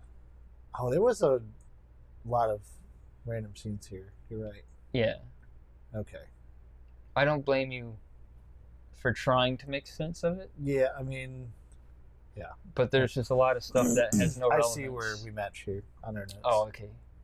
Yeah. But yeah, go ahead. He's I got he's a playing few on the notes bathroom with the accordion, and all of a sudden he goes really fast with his accordion. Cut to blonde girls in parking lot passing around flyers looking for pregnant black cat. So this is what I Right. said before about one of the only plots that continues is It's these a cat. blonde girls, there's a black cat that they were playing with, and they're like, she's pregnant, huh? I like this cat. So now they're passing around flyers for the cat. Like, have you seen this cat? Have you seen this black cat that's alive, presumably, and Have you not heard of killed by the Gummo Bros with BB guns? Like, Yeah. But anyway, got an APB on the Gummo Bros. Yeah, dude. That'd be a cool story. I'd like to see them hunted down. Me too. By the mom with the revolver. Killing the grandma. Yeah. Anyway, like you said, old dude. He's driving around. I believe it's like a brown station wagon vehicle. Yeah, there's a lot of probably like 70s cars in this, like older cars. They finally park, like you said, and I don't really remember how we got to it, but it might just cut to them already in this dude's car. I think so. Yeah. But he was reaching for something. They're all talking with each other, and then he starts reaching for something, and then lo and behold, there's something in the passenger side seat on the floorboard. Let me reach between your legs. Yeah, let me get in there. And then she freaks out, obviously, for good reason. It's like, you trying to touch my coochie? Yeah, my coochie, trying to touch it, dude. And then what cracked me up with this whole thing at the very end, he goes, just give me some, that's all. Yeah, Come it's on. some good acting. They're all slapping him, like, obviously not hard. And they're like, hey, stop it, don't try to touch her coochie, don't try to touch her coochie. And he's like, oh, come on, just give me some, just give me some. And he's apparently like a newspaper gossip columnist. And he just spoke out some edgy stuff that he might talk about, like, Hitler only had one ball. Is that shocking? Right. Yeah, he was just telling you all these random facts. Yeah. Shocking facts. It has to be. This is not a movie. This is not a movie. Okay. But anyway, like, yeah. They slap him, they get out of the car, and he drives off. And he's like, wow. Don't want you trashy girls anyhow, or something, he says. And then what I would assume to be the most iconic scene, or one of this film. It's in the trailer. Hard cut. Yeah, it's in the trailer. We have Johnny Gummo. So, poster image. We actually see the image that's on the poster of Johnny Gummo. You're right. And then we see him in brown bathwater. Yeah. So he's in a bathtub. Now this scene alone, again, atmospheric. This is probably the most staged scene in the movie because he's in a bathtub in a disheveled bathroom with brown bath water, Barbie dolls strung up on the wall, and a piece of bacon was apparently taped to the wall. Yeah, I didn't even catch that. I didn't catch it. I forgot about it. Werner Herzog saw it and was impressed. But yeah, he's sitting in there. He's washing himself. He's washing his ears with the bar soap, and then cut to him just trying to clean the grout of the tile with the bar soap. Close up of how grimy and shocking this bathroom is. So I said the composition was pretty good in this. Not cinematography, but at least the... That's cinematography, I guess. Yeah. Yeah. Because it's like close-up shots, different angles. Yeah. Not handy-cammed. Exactly. Interesting shots. Yeah. But it was disgusting.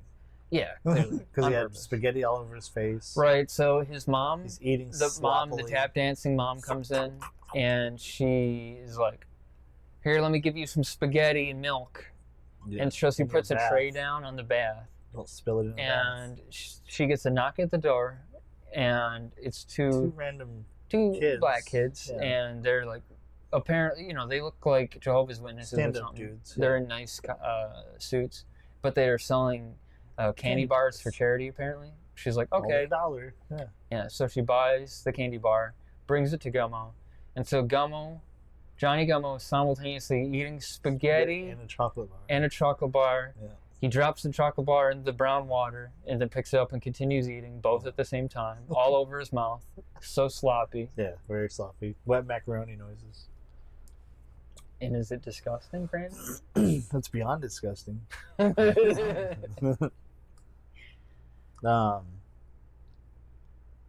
think we had a cut there. Well, first before the cut, his mom's like, hand me that shampoo. She twists his hair into like a little alfalfa curl. Which they linger on leave that the shot. Yeah. They keep looking at it for too long, 5-10 seconds. Oh, this is edgy. Let's do it. Yeah. Look at this. Look how stupid this hair is. Oh, that should trigger somebody. Okay. All right. Hard cut. Hard cut again. At this point, I'm calling Gummo Johnny G. All right. In Tumblr, looking over Dead Cat's body in the rain, and then cut to a tornado. I wrote, has this movie been going on for 4 hours? I literally thought the movie was like ending at this point. Amanda said 8 hours, it feels like to me. 8 hours? I didn't hear her say that. Yeah. But yes, continue. Resume. That's basically it. Well, I need you to come back because at this point, I thought it was over, but we had a tad more. Okay, yeah. So we have Bunny Hat Boy again. and so there. It's raining outside. Yeah. We're in an outdoor swimming pool, like the kind that's not in the ground, but it's one you Above can ground buy. swimming pool. An above ground outdoor swimming pool. Both of the blonde girls are there, and Bunny Hat Boy is there, and he's just making out hard with the two sisters. Yeah. Like, they swim around in circles. They make out. Then the other girl kisses them. Yep. That's all. That's all. No substance. Just hard cut. Yep. Gummo Bros. We're okay. We're on the same page now with our notes. So the Gummo Bros shoot a dead cat with BB guns in the rain. Brandon says, "This is a Gorno." I say it's not a Gorno. It's a Gumno. A Gumno. Nice. He did say that. No, I mean, and to be a Gorno, it would have to be a movie, which it's not. So. Yeah, Gornos usually have some kind of plot. Yeah. But that was the end, right? Well, it should be, because that would be appropriate. Yeah. But it's just footage of them shooting close. a dead black cat, which we presume is the same black cat that the blonde girls were looking for, passing out flyers. I didn't even catch that until you just said that. I didn't put two and two together. So that's the closest thing to a running plot throughout this movie. You're right. That's got to be it. And then footage of a tornado again. And then footage of the bunny boy holding the dead black cat. Yeah. Which is clearly a puppet, thankfully. Right. And then that should be the end shot, right? It's fitting for this movie. Mm-hmm. It's the only kind of Shocking. thing that, shocking. It's the only kind of plot this movie has. And you just cut there. Yeah. Nope.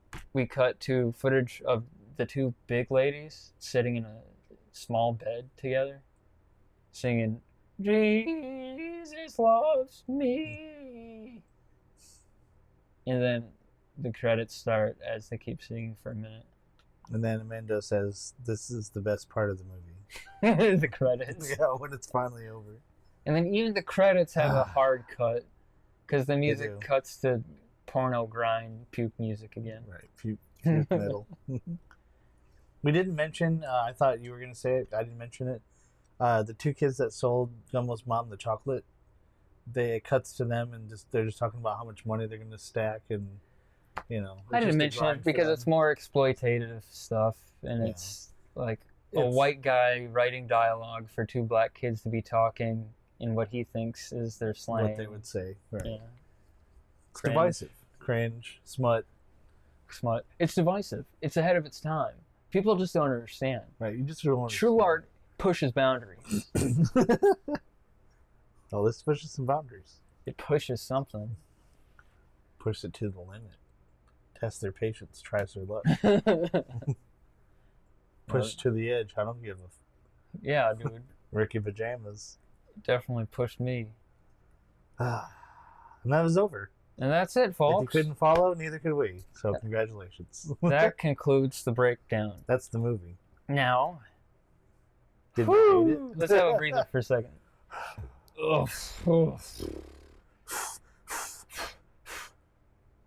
Okay.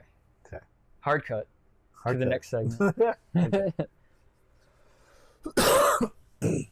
Which is... Did we hate it? Did we hate it? In which we passed judgment on this film. So was there a point to the whole movie? The point was to be shocking. I think that's all it is. I think that's the closest I can think. I think the more we try to make a point out of it, it would potentially make a point, but there is no point. So the point why is try to make something out of nothing? Push the boundaries of art and cinema and exploit a town of poor people to make fun of them. Yeah. Yeah. Yeah. Was there anything that you did like or least bad? So I think the best thing about this movie is that it can from now on be a reference point for me on how to not make a film. You're not wrong. Or at least I can see a movie that doesn't have a good plot and be like, well, at least this has a plot.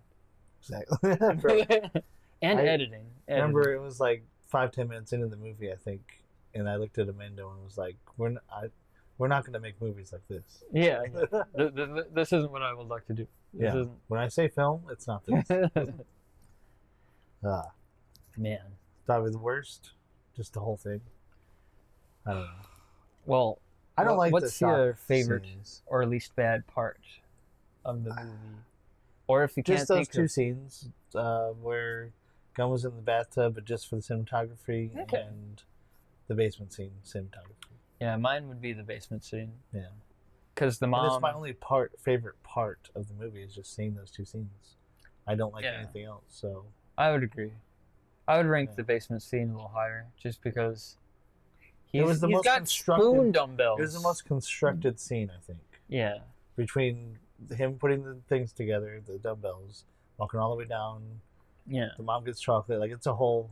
Oh, no, that wasn't the chocolate scene. Anywho, it's a whole thing. And the You know, mom is she my least hated points, character. Yeah, because she wants to kill Gummo. Yeah, she wants to kill Gummo to make. I can stop this immediately movie before it even starts, Gummo. Yeah. You'll pay for your crimes. Jesus, not me. Okay, that concludes the breakdown.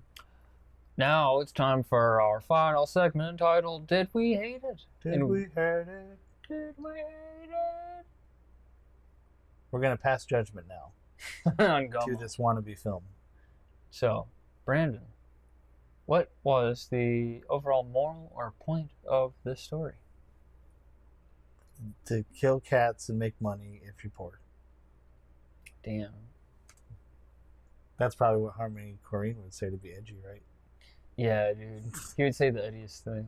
I don't know. I don't think there is a point. There's no point. The point is to Highlight. further Harmony Korine's film career by gaining accolades for For making nothing. a shocking film. Right. By exploiting the people of this time. Poorly. Did you have a favorite part or least bad part? Least bad part would be, for me, the basement scene where he's doing silverware dumbbell, Mm-hmm. and his mom points a gun at his head. And he doesn't even care. Yeah, that would be my least bad part. How about you? Probably the scene, and it could be any. Well, yeah, it's part of the movie. So yeah, the scene where he's in the bathtub, Gummo is. It was Yeah. just shot well. I thought, like at least the photography direction, the director of photography, was good. It was a scene that wasn't shot on Handycam and was actually set up. So yeah, Exactly. and cinematic legend auteur Werner Herzog would back you up on that claim. Because you said that he noticed a piece of bacon. I got taped to wall. a quote from him later. Okay. All right. The Least worst part? Good. Or worst part, yeah. So for me, and I think you said earlier, probably just the extreme racist, homophobic parts. Just because it's... It adds nothing. It adds nothing. And it might even be real people saying that stuff, like, earnestly. Not even acting. Yeah. So I agree So it's with like, that. it's smut. It's snuff. It's a snuff. It's just exploiting this Yeah. footage for It's shock raw. value. It's raw. It's divisive. Divisive. It's pushing the boundaries of cinema. Gross. So And I would have to agree. It's probably the racism. And, yeah. You know. Racism that doesn't add to the story, which there is none, which is the whole movie. So yeah, so the whole movie's the worst part. It's like, what's the worst part of a turd, huh? Welcome to the cable access televised debate between a giant douche and a turd sandwich. Forget about it. Oh, guess what? All right, part would what's have your the most rating? nutritional What's your value? rating, man? Okay. You gave it a 1 out of 5 to start, and I gave it a 0.8. No, I think we went down. Didn't I give it a 0.25 and you gave it a point? You gave it a 0.24 or something. 2.6. 0.26 and you said 2.5. So I gave Alright. it room to fall. So 0.25 goes to 0.24. okay. Only 0.101 points. Well, yeah, okay. And mind you, that the rank in the tier supersedes the numerical value. So, What? Wait, let me make this make sense. So, for example, if we rank this lower than Old Boy, but give it 5 stars, right. it would still be a worse 5 stars than Old No Boy's matter what. 0. It's on its own ranking system. Yeah. It doesn't. The numerical value is only subjective per episode to that specific thing at the moment. Right. They're not relevant to. AKA, it doesn't matter. Exactly. But that said, what would you give it? I'd say 0.15. All right. Knock I it would down. give 0.149. Voice crack. Okay. Out of 100? Out of 5 stars, but out of 100 Gumnos.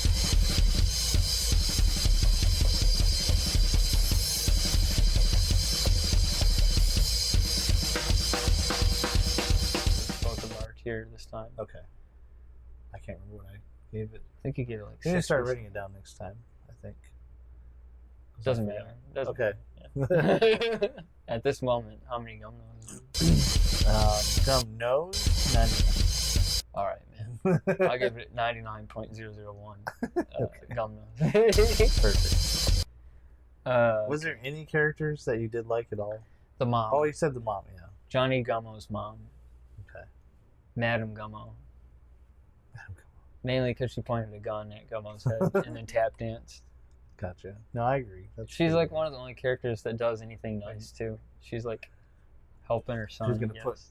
Gum out of his misery. If he doesn't smile, you better be happy. Yeah, or she's else trying to I'm get gonna him to murder smile. you, dude. It's like either you be happy or you die.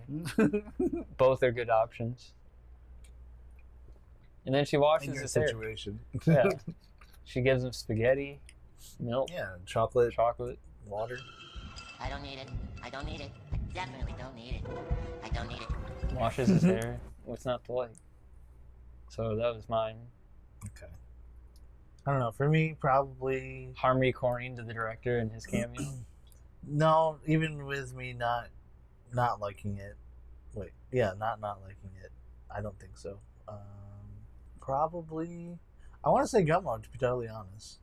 That was your favorite character? Only because Cat of the killer? Fuck. Right. No character is a good character. No, I know. I'm ribbing you. Looks like Daddy's bringing home the barbecue. A big sack of McDonald's McRib sandwiches. Grilled pork and that sassy sauce. Tempting, huh? Of McDonald's McRib for a limited time. Only at McDonald's. He's the main protagonist, actor, so if you could call him any. probably Gummo. He's on the poster. For no reason, either. Just because I had to pick. I guess he winked at that girl and booped her on the nose. He didn't want to kill the cat. That was kind of.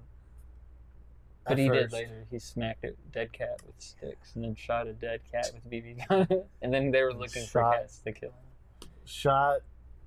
And I believe A the kid's first scene. grandma in the foot. Yeah. It was an accessory to murder. Jesus Christ. Yeah, I don't know. Yeah. I don't. Well, I take it back. Okay. I don't know, man. How about I guess the I'll- albino girl? No, With no toes. I can't do it. I can't do it.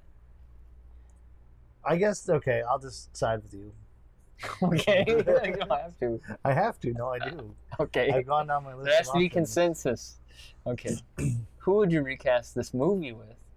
If you can Can't call it say. a movie. It's Who would not you a movie. recast this thing put to film with?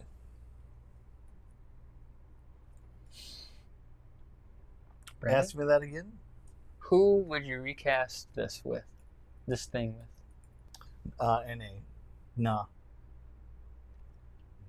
So you typed, if this episode was covering a piece of art that is not an actual movie, the question can be answered as NA. It's Not not a available. movie. It's not a movie. It's not a movie? You can't recast it. You can't recast it. Well, you can because- recast. Who? But I would say to recast it would be to repurpose it. Steve somehow. Buscemi, then. Steve I was Buscemi thinking is something John like Gummo. Mel Gibson and that. Yeah, like Mel Gibson, Well, then who Steve then? Buscemi. Chris Pratt. Okay, I'll start it off right, and we'll say Kevin McAllister as Gummo. Yeah. What's his real name? Kevin McAllister. Oh, think of Michael Jackson saying the name. Macaulay Culkin. Macaulay Culkin. Macaulay Culkin. Yeah. Macaulay Culkin. So Macaulay Culkin is Gummo. It's good. That's pretty good, right? Yeah. Tumblr as the red-haired kid who's the best friend of John Connor in the movie Terminator 2 Judgment Day. I know who you're talking about. Yeah. I thought Fargus or whatever. I don't know. Oh, I thought you were saying the red-haired kid. Christmas Story movie. No, I said Terminator 2 Judgment Day. Right.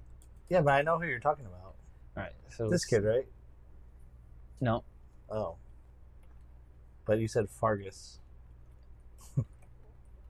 I don't know why I said Fargus. Hold on. What, are you gonna cry now? Come on, cry, baby, cry for me. Come on, cry. It's the same. It's the kid from Salute Your Shorts. Danny Cooksey. He's on Nickelodeon. He's on all that. Yeah. Yeah. So that kid. Okay. What's his name? Danny Cooksey. Danny Cooksey as Tumblr. Okay. I mean, there's millions of characters, so. Yeah. Wow. Danny Cooksey's ex-wife gets new restraining order. She claims he hurled insults at her and grabbed her breasts and crotch violently. Damn. So that'd be perfect to do that real. Yeah. She said she was terrified and tried to escape, but claims Danny grabbed her by the neck and choked her until she passed out, and then he stomped on her. Shit, dude. Good Is there Lord, a picture of this monster? Yeah, I'm sure. He's unhinged, man. Yeah. Oh, man. That's what he looks like. He's unhinged. Damn, dude. Anyhow. That's good. Yeah, dude. So the Gummo Bros. Danny Cooksey and Macaulay Culkin. There he is. But anyways, okay. That's about as far as I would go. I wouldn't really care about whoever else. I would just get no-name actors off the street because that's all we're trying to accomplish with this film. Yeah. I'd get felons, disfigured It's people. the most peculiar folks you can find. Yeah. And exploit them. So, how would you fix it? Good I'd have a question. plot. I would subtract. I would unrelease the racism. Yeah, that's it. And gore no violence towards animals. That'd probably fix. That would probably. You can't fix this movie, but that would be the initial step to make it somewhat. Yeah, I think I agree. A movie. Have some kind of plot so that it can be considered a movie. Yeah, I think that. Yeah, at that point you'd be going really into details because it's like camera work and everything else and editing and less hard cuts, but with the plot would make that happen. It's hard to say because I think the point of the movie is more meta than the movie itself. I know it. Yeah. Yeah, because it wants to be edgy. It doesn't want. It wants to be exactly what it is. People to like it, and that's why it's art. Yeah, that's why it's art, dude. From the trash. Gutter art. Gutter art. Who should watch this movie / show? More like who shouldn't. Everyone. Good. All right. So let's move on to. Well, I would say the people who do watch this. Donnie Darko. Yeah, same like cult status. They want to watch it. Yeah, you guys want to watch a really edgy film. You guys want to really edge while you watch a film. God, dude. No way. It pushes the boundaries. It makes me horny, babe. Yeah, right. So Trivia and Goose. Okay. The whole film's a goof. All right, man. You just want to take one, go back and forth? That'd be good. Okay, so I wrote in TV tropes. Though a lot of emphasis is placed on the Xenia setting, Xenia, Ohio. Xenia, Ohio. Yeah. The film itself is actually shot in Nashville, Tennessee. Which Harmony Korine director is from Tennessee. Yes, yeah. Moved to California for a while, I guess, and then back to Tennessee or something. Yeah, apparently he was born in California, but he moved to Tennessee. Did he go to Ohio too, or no? No relation. Nothing. Okay. Which is baffling. That's what made me wonder. Like maybe that's the connection. But yeah. So I thought because I knew going in, totally random. This was filmed in Tennessee and it takes place in Ohio. Right. So I thought what would logically make sense is maybe he grew up as a boy in Ohio. So this is like sort of going back to his childhood and stuff. But no, it's shot in Tennessee, and he grew up in Tennessee, and Right. everybody's accents are clearly from the Deep South. Exactly. But So they're why? pretending like it's Ohio. Yeah. Why even? At that point, why even take the effort to Why make it bother seem saying like it's in Ohio? That's the last edgy thing. Yep, just to piss people off. Yep. Shake up the cinema establishment, man. All right, I got one. Nick Sutton has fond memories of this movie. He frequently references his role as Tumblr on Facebook. Oh man, it must have like PTSD or something. And even got a tattoo of the film on his right arm. Can you imagine having a tattoo of Gummo on your arm? Although, of course, this is the only thing he's ever acted in. Oh, that's kind of sad, actually. It is. What a loser. Just kidding. Sad. It's the luck of the draw, man. Yeah, man. If It that's ruined what you him. want to make your life, then Imagine your life is surrounded Gummo. by Gummo. can you imagine just being on your deathbed and somebody just somehow knowing who you are? And the last word out of your mouth is Gummo. Right. So, ending fatigue. So, many people believe that the Jesus loves me bit at the film conclusion was unnecessary, and would have had a far stronger conclusion had it bowed out on the rather theatrical montage directly preceding it, set to Roy Orbison's crying. Okay. No. Granted, it's only a couple of seconds, but Bunny Boy holding the cat up to the camera feels more natural point for the film to end. So that's what people say in TV tropes. Okay. I'll also read another one because it looks like you're looking something up. Yeah, read one more. I was finding Nick Sutton on Facebook. Okay. He has 800 friends. You can actually add him if you Wow. wanted to. Hmm. But yeah, it's definitely. I don't want to be associated with Gummo. No, I wouldn't either. Dude. In any I'm way. just reading through his stuff. So, Oh. this is also often regarded as Harmony Korrine's best. So this is the best Oh, it's the best he's got. Harmony's got. And I'm glad he's not a threat to us. yeah. He peaked with his first movie. Yeah. And it says, true art isn't comprehensible. Either you get this movie or you don't. That's what he said, right? That's what TV Tropes, the website Oh, said. gotcha. It just That's sounds- also probably what he Sounds like something It's Harmony would definitely say. his defense. Yeah. If you don't like it, you just don't get it. Yeah. Just don't understand. You understand? It's ahead of its time. Push Um, the boundaries. All right. Vindicated by history. Sadly. I don't like What? this. I don't like this one. Oh, no. Go Okay. ahead and read it. What is vindicated by history? Is it a magazine? Vindicated or means online? justified by history, basically. Oh, you just History proves stated that I was right. Oh, okay. Was detested and reviled? How do you spell that? Yes, reviled. Reviled, thank you. Hated. Was detested and reviled by critics upon release, and was a huge commercial failure, yet went on to be hailed as an innovative masterwork. Oh, you're just saying it hyperlinked Vindicated by History. That's what I thought. Right. So if you don't know, audience, TV Tropes is a site filled with tropes. And what that is basically similar to a cliche, but not always in a bad way, for Gummo. Okay. Yeah. But it is a cult classic. Yes. Which is part of why I hate You'd it. probably pick any cult classic for... but I don't know. Isn't Toxic Crusader a cult classic? And that one's good. Yeah, they're good ones. Yeah. I guess a cult classic is one that either like bombed, wasn't a commercial success, was Underrated, overlooked. People don't know it existed. Right. And then it slowly gains Popularity.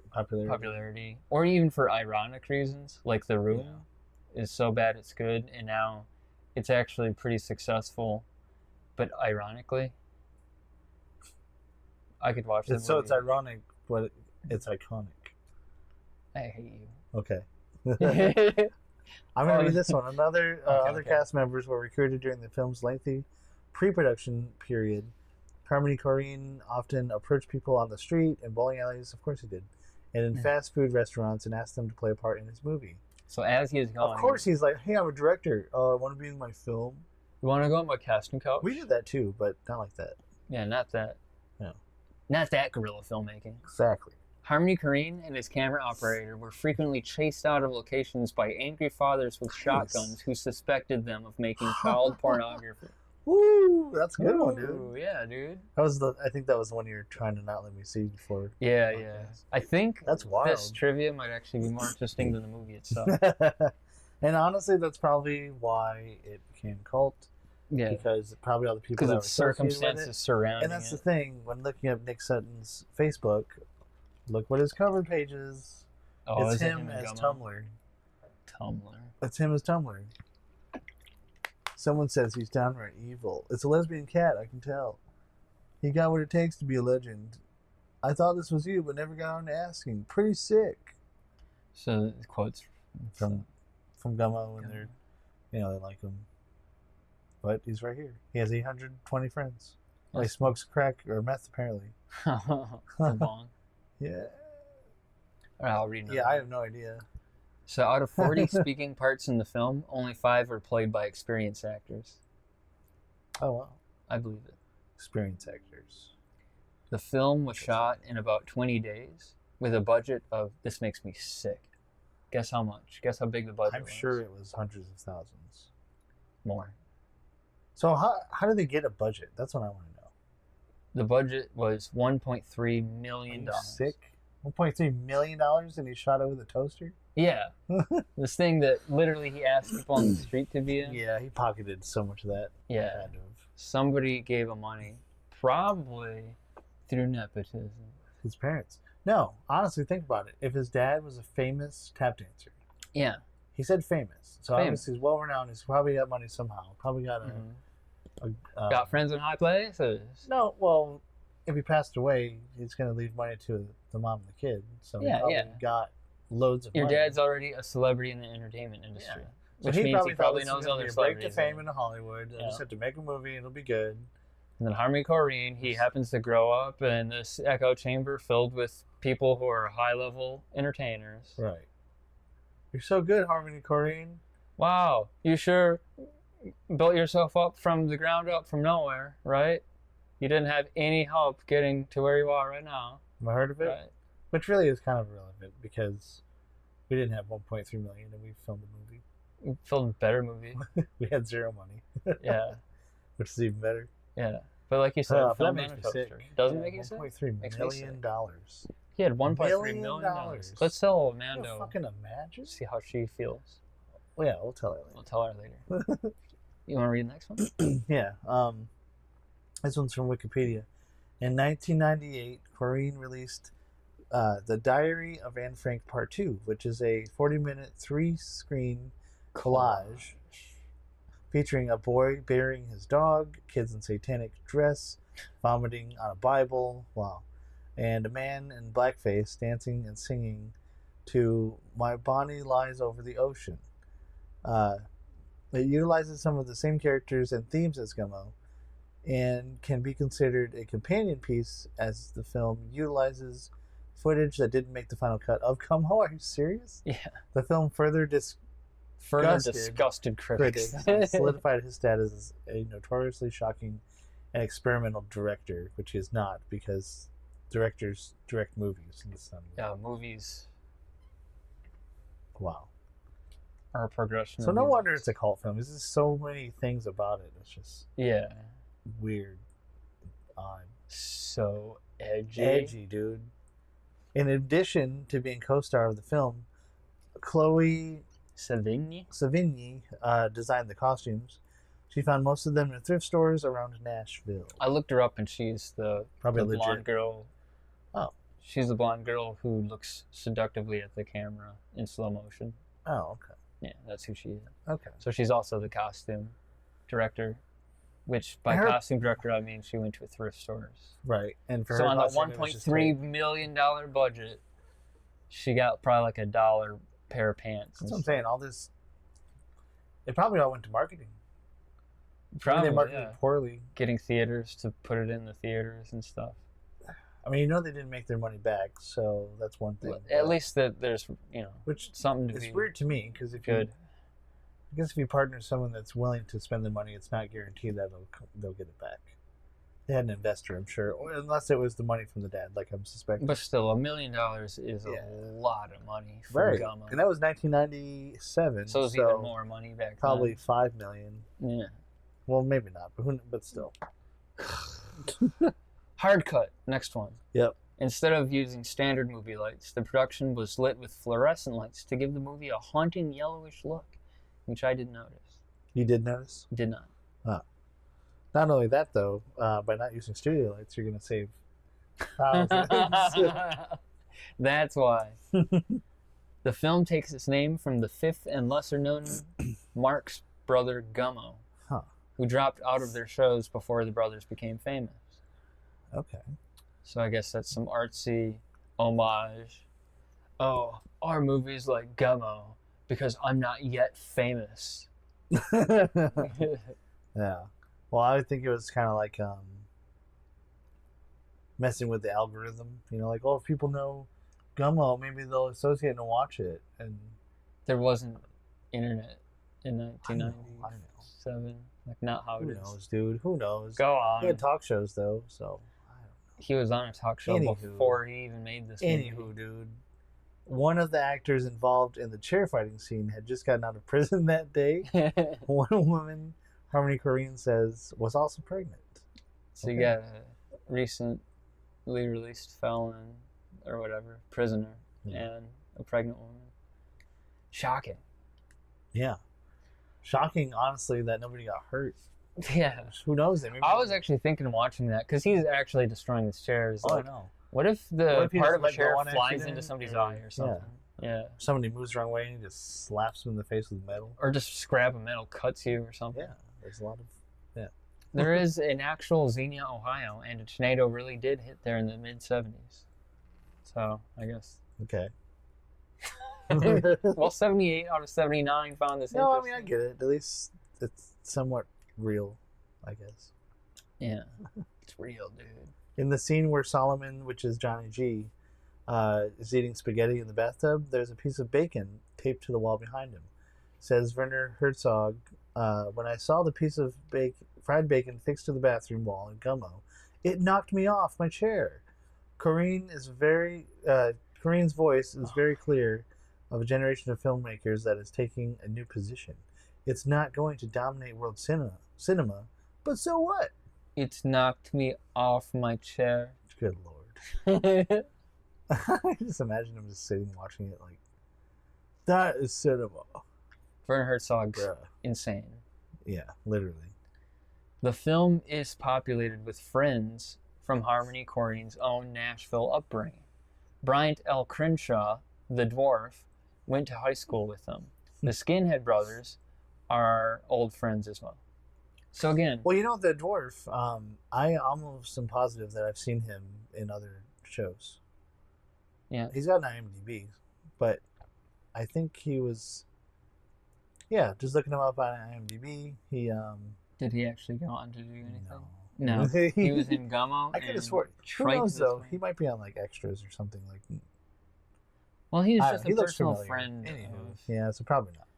You're saying all dwarves look the same? No, I am saying, I swear that I've seen his face before. Yeah, right. And shut up. All right, for the script, Harmony Korine pieced together about, of course, 70 sketches he'd written about life in Xenia, Ohio, a locale he had never actually visited. See, I told you these trivia answer all the questions. Jeez, man. So he never visited Xenia, Ohio. You can't handle the truth! So then, even though he wrote all that, the next trivia is that only about 75% of the film was actually scripted. And there's another question we had, like, there's no way there's what's a script real? for What's this. yeah? He's just randomly going around. Because it would actually be more impressive if he didn't have a script. But it's just sad that he actually scripted this stuff out. Yeah. Right. Because Yeah, it who seems knows? like riffing. The whole thing, it's nonsense. And people will go on and say nonsense things. And it's not elegant and well-written. It's divisive. Oh my god. It's on purpose, dude. You're making me mad now. It's on with purpose. that word You divisive. wouldn't understand. Oh my god. Pushes Solomon boundaries. actor Jacob Reynolds was 13 years old. Nick Sutton, which was Tumblr, was 17. The bunny kid, which is Jacob Sewell, was 14, and Darby Doherty was the youngest of the three sisters, was 10.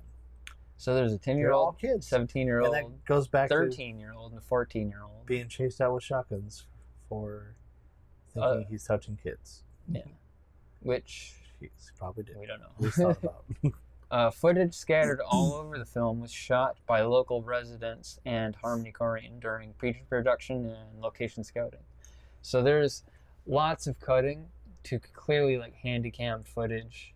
That's probably why. And he put it all in, probably. Okay.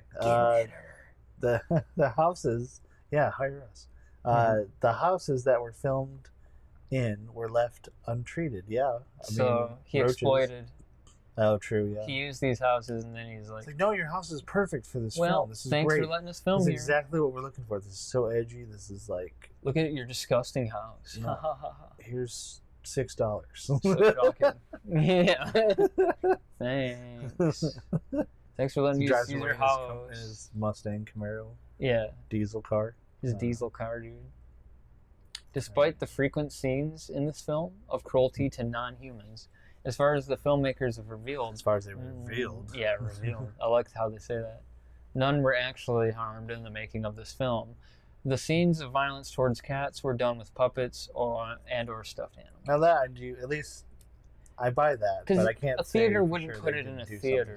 Because you couldn't get this distributed if it had actual. Yeah. You'd be watching it going, a snuff film. Yeah. All right. Just the original. Yeah. The original concept behind the film was kids living in the aftermath of an earthquake. It wouldn't have mattered. Yeah, but he changed it. Well, probably because he was like, "Wow, I can't get away with not showing destruction of the town," which they didn't anyways. Of the tornado, there's no damage, destruction. Right, you don't have as much stock footage. But an earthquake, it's probably like, wow, I actually really couldn't make it look realistic, even though it doesn't already. Yeah, even though, like you said, the tornado does not play into anything in the movie. So what's the difference? Yeah, it doesn't matter. You could take the tornado out of the movie and it wouldn't matter. Again, I really think it probably has something to do with they couldn't figure out the houses and stuff. Like, I don't know, man. I don't either, dude. Who cares? Earlier cuts of the movie were described by U.S. censors as nihilistic in their intentions until Harmony Korine toned down a lot of the content. So we're watching a dumbed-down version of what originally was released, or attempted to be released. Like you read earlier, I think the Anne Frank Part 2, which, by the way, that name, shocking. Oh, yeah. But how dare you? There was cut stuff from there, like Satanists vomiting on Bibles, like just going out of your way to be edgy. Yeah. Outrageous. Shocking. Cinema. Despite having top billing in the opening credits, Linda Manz's character, which is Johnny G's mom, her first appearance in the film occurs at approximately 43 minutes in. Additionally, her total screen time accumulates to around 4.5 minutes. Right, so they gave her a crap ton of money, but they only used. She is the best character in my opinion. Portion. Yeah, I think she was probably one of the legit actors. Had to be. Yeah, because she actually did act pretty good. But she's barely in it. Right. Fun fact: Tumblr is Yiddish for agitator, which is a language, right? Yeah, I believe it's like classical Jewish language. I believe. Don't quote me on that. I won't. The language used by Jewish people in Central and Eastern Europe before the Holocaust. It was originally a German dialect with words from Hebrew and several modern languages, and is today spoken mainly in the U.S., Israel, and Russia. But agitator makes sense.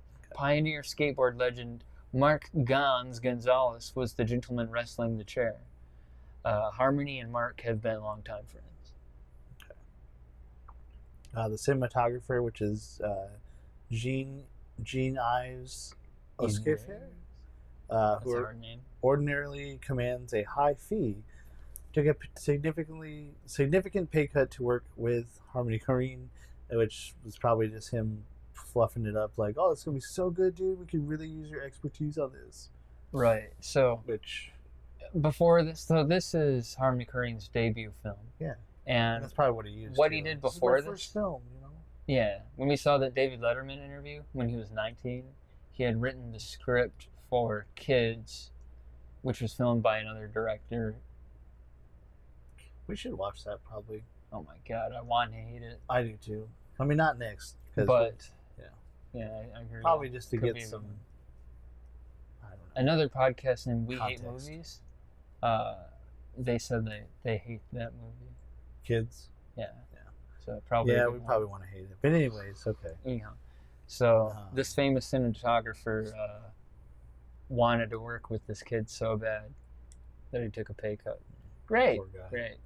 Ewan Bremner came to the set of the film at the request of Harmony Korine, who was a big fan since seeing him in Mike Leigh's Naked, 1993. Oh, so maybe he was an actor even before he was a director. Yeah. Probably, I guess. I don't know. Came to the set of his request, who was a big fan. It looks to me like Harmony Korine was a big fan of Ewan Bremner. No? I think that's yeah, what it maybe, is. maybe Ewan Bremner. He was the actor, and Harmony Korine asked him to come. It doesn't say if he did. No, yeah, I don't know about that one. All right, Harmony Korine stated in an interview that Chloe Sevigny and Carissa Glucksmann's matching bleach blonde hair, were modeled on Cherie Curie, lead singer of the Runaways, and her identical twin sister Marie. All right. Despite having his character being cruel to cats, Nick Sutton, which is Tumblr, is in reality. Thank you, my huge screen went weird. He's a huge lover of fauna, with a fondness of birds, reptiles, and even insects. Yeah. So that's good. At least he wasn't a psycho. Right. All right. Let's do some more trivia about the director. About the director, Harmony Korine, in particular. Yeah. So the first thing he did was write the script for Kids. I said this already. So Kids, 1995, was directed by Larry Clark, and he wrote that script when he was 19. And then Gummo, 1997, that was his debut as a director. Apparently, he was born in 1973 in Bolinas, California. His family moved to the east coast of the United States when he was 5, and he spent his early years in Nashville, Tennessee, and New York. At the age of 19, he wrote the critically acclaimed screenplay Kids for director Larry Clark. The movie doesn't say why it's critically acclaimed. I'll just put that in there. Yeah, it doesn't say why. This is critically acclaimed garbage. It's acclaimed to be shit. And it is. The movies he directs, that's Harmony Korine, rarely have a linear plot and are often made up of pieces of events that are highly symbolic and or metaphorical. Right. Which is another thing I hate. I want to hate it.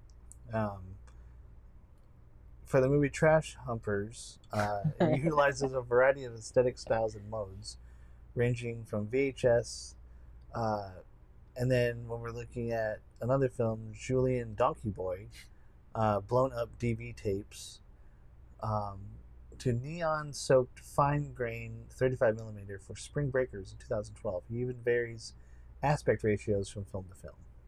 So this He's guy's just trying inconsistent. He's trying. He's too hard. Yeah, he's going for his father, grimy looks, which his name is Sol, S-O-L, Korine, made documentary films in Georgia for PBS. So some nepotism there. Yeah. Yeah, sure. Yeah. So not only was he a famous tap dancer, he had to aspire to be. He made films. Yeah. So it's pretty easy to break into the film industry when your dad works for PBS making films and he's famous. Our video professor worked for PBS before. That's cool. Yeah. Nothing against PBS. No, I'm just saying. It was a total side note. Wrote lyrics for Bjork for her song "Harm of Will" from the album Vespertine. Weirdos gonna weirdo together. I guess so, dude. He also has one daughter with wife Rachel Korine. Lefty Bell. Her name is Lefty Bell. Ever heard of it? Ever heard of this, folks? He also readily admits that he was often stoned when he appeared on David Letterman's show during the mid-1990s, when he felt like he was a kid. Okay, I like this next one because it really shows who he is as a person. Okay. So in 2013, while James Franco was promoting the Corrine-directed Spring Breakers... I remember this now because I remember what do you remember? The Spring Breakers. The movie Spring Breakers? Just the announcement of it, yeah. I had never watched it, but it sounds You remember familiar. hearing of a movie made by Corrine? Yeah. So James Franco asked David Letterman to comment on the rumor that Corrine had been banned from appearing on Letterman's talk show during the late 90s. So as we said, before watching this, we saw him on a David Letterman. So apparently he had multiple appearances on David Letterman. So after demurring, Letterman finally confirmed that Corrine had indeed been banned and revealed the reason why.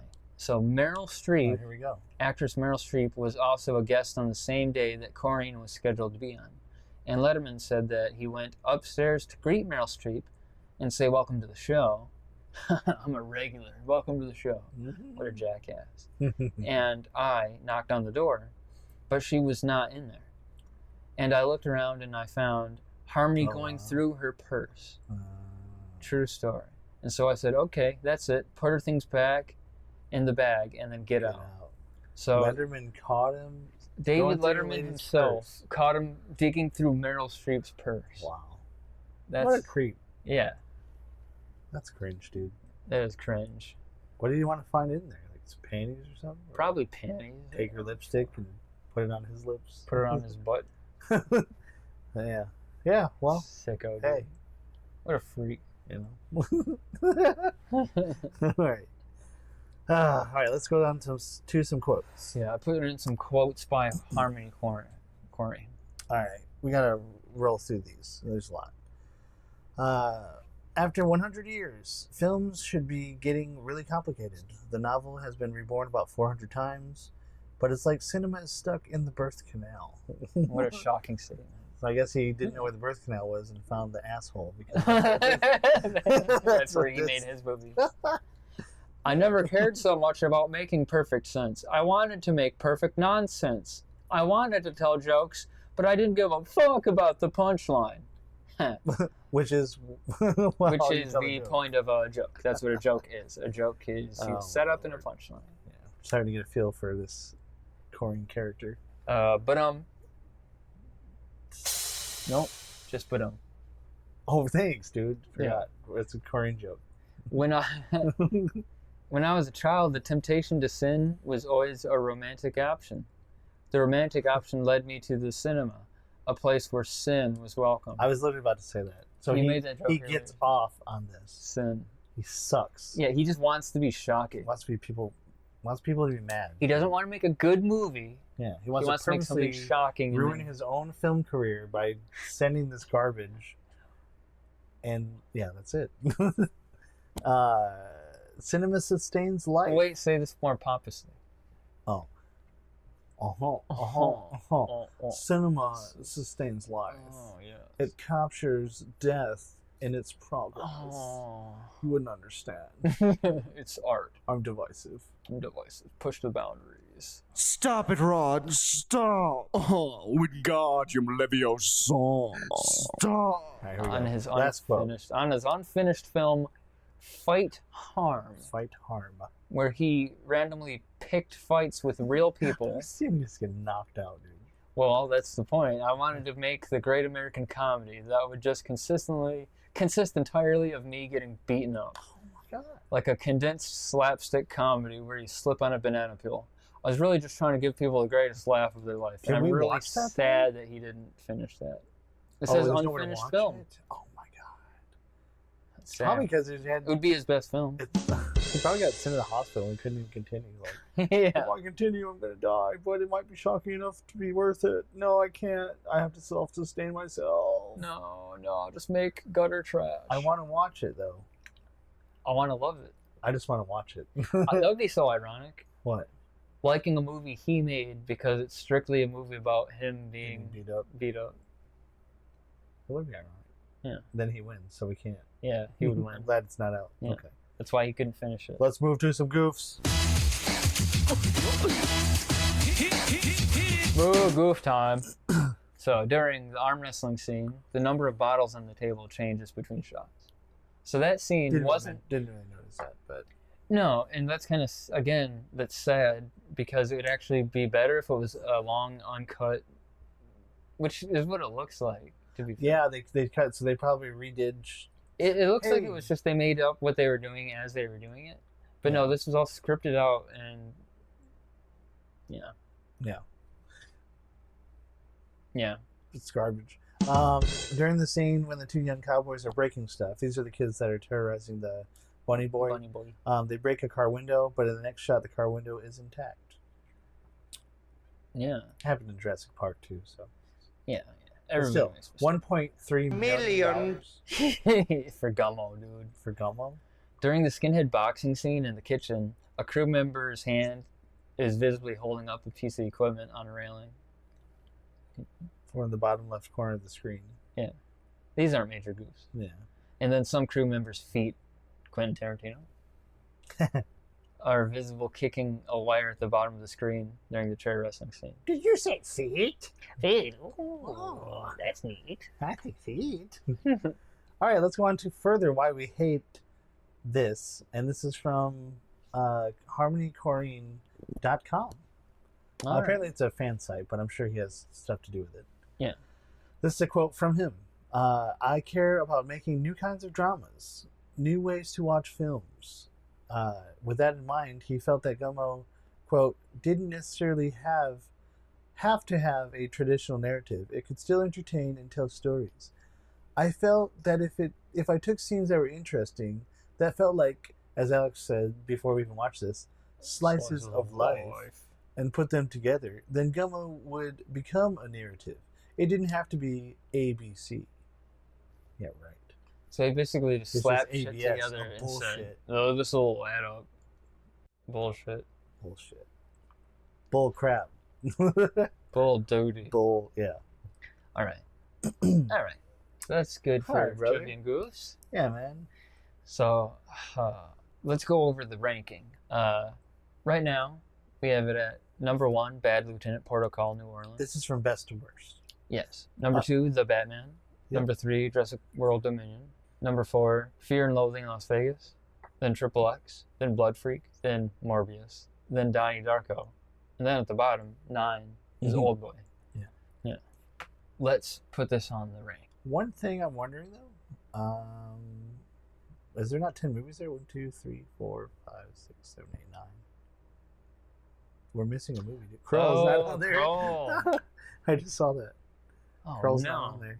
It was under Blood Freak. It was under Blood Freak. Okay. So number 3, Oh. JW Dominion. 4 is Fear and Loathing. 5 Triple X. 6 Blood Freak. 7 Krull. 8 Morbius, and then Donnie Darko and Old Boy, which would be the worst. Yes, good catch. Thanks, man. Good eye. Let's do. Well, we know the list. Well, You've heard of it. This might get hard now with the bottom tier There's so ones. many. So I guess let's rate it on a scale of what would you watch again? What would you rather watch if you had to watch one of these two? One movie? Yeah. So let's say Morbius, or let's say okay. Krull and Gummo. Which one would you Krull? Not a Infinitely. question. Yeah.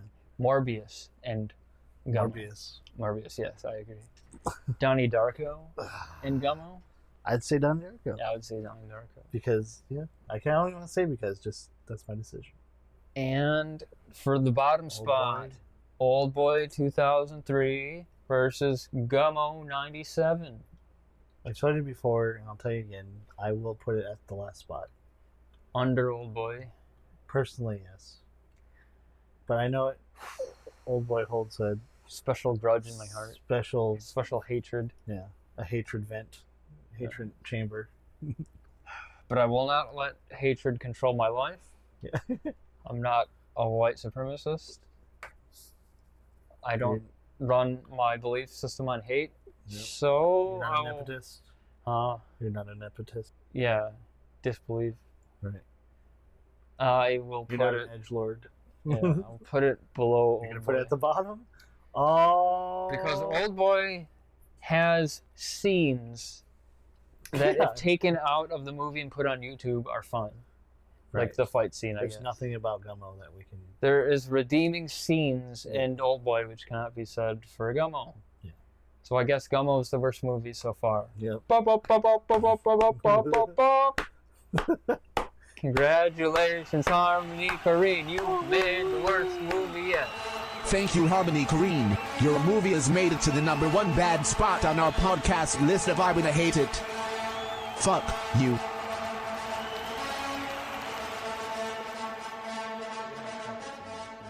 Gummo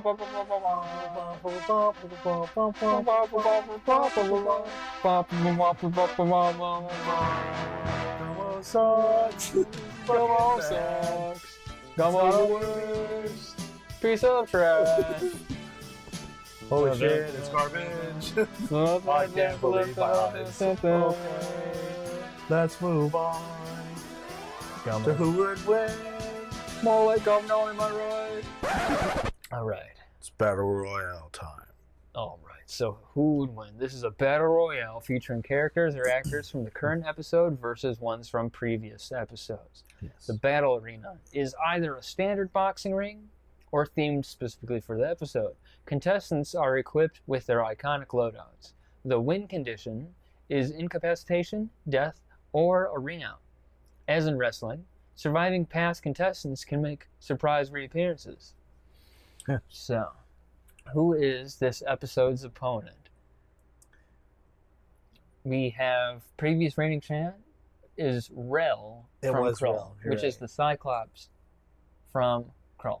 He is currently a detective on Earth. He has a revolver and a spear. And I guess a fire mare. A fire main. Fire main. He's pretty unstoppable. I mean, he's pretty good. Yeah. And he can see the future. So his future, I believe, was he was dying in quicksand, but he didn't see who to kill him. Yeah. And he's a Cyclops, yeah. Right. So that versus, let's stack the odds in Gummo's favor. All of the characters? I was going to say the Gummo Bros, but yeah.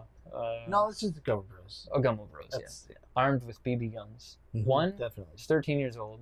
The other is 17, I believe. Yeah. So two against a fully white trash weaponized Cyclops that has future vision. Spear and fire mare. All right. So the environment. Let's just do the desolate streets of Ohio. The desolate streets of Xenia, Ohio. Ohio C. Filmed in Nashville, Tennessee. Ohio. Yeah. In the aftermath of a tornado. Right. Of course, with no damage apparent. Or maybe there's a tornado coming. Nah, there's not, because this is Tennessee, not Ohio. Or Tennessee has tornadoes. Tennessee, they both have tornadoes. That's another reason.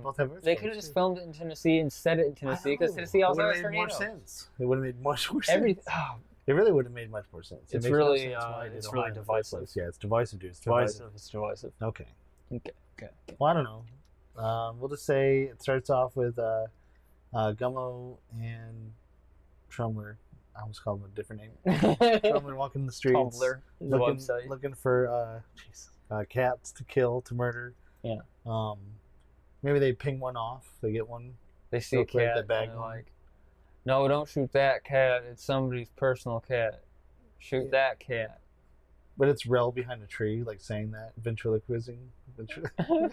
What? He's ventriloquist. He just comes in. All right. He sees them attacking cats, and as an officer of the law, he says, Detective Rel. Detective Rel. He is. Well, hey, what the Sam Hill are you kids doing? Are you boys doing? And then they go, how they go, I don't know. Well, I mean, killing cats. Need money. Strawberry milkshake. He stands between them, and he's like, he pulls takes out his both of their revolver. heads. Knocks both their heads together. And they go, and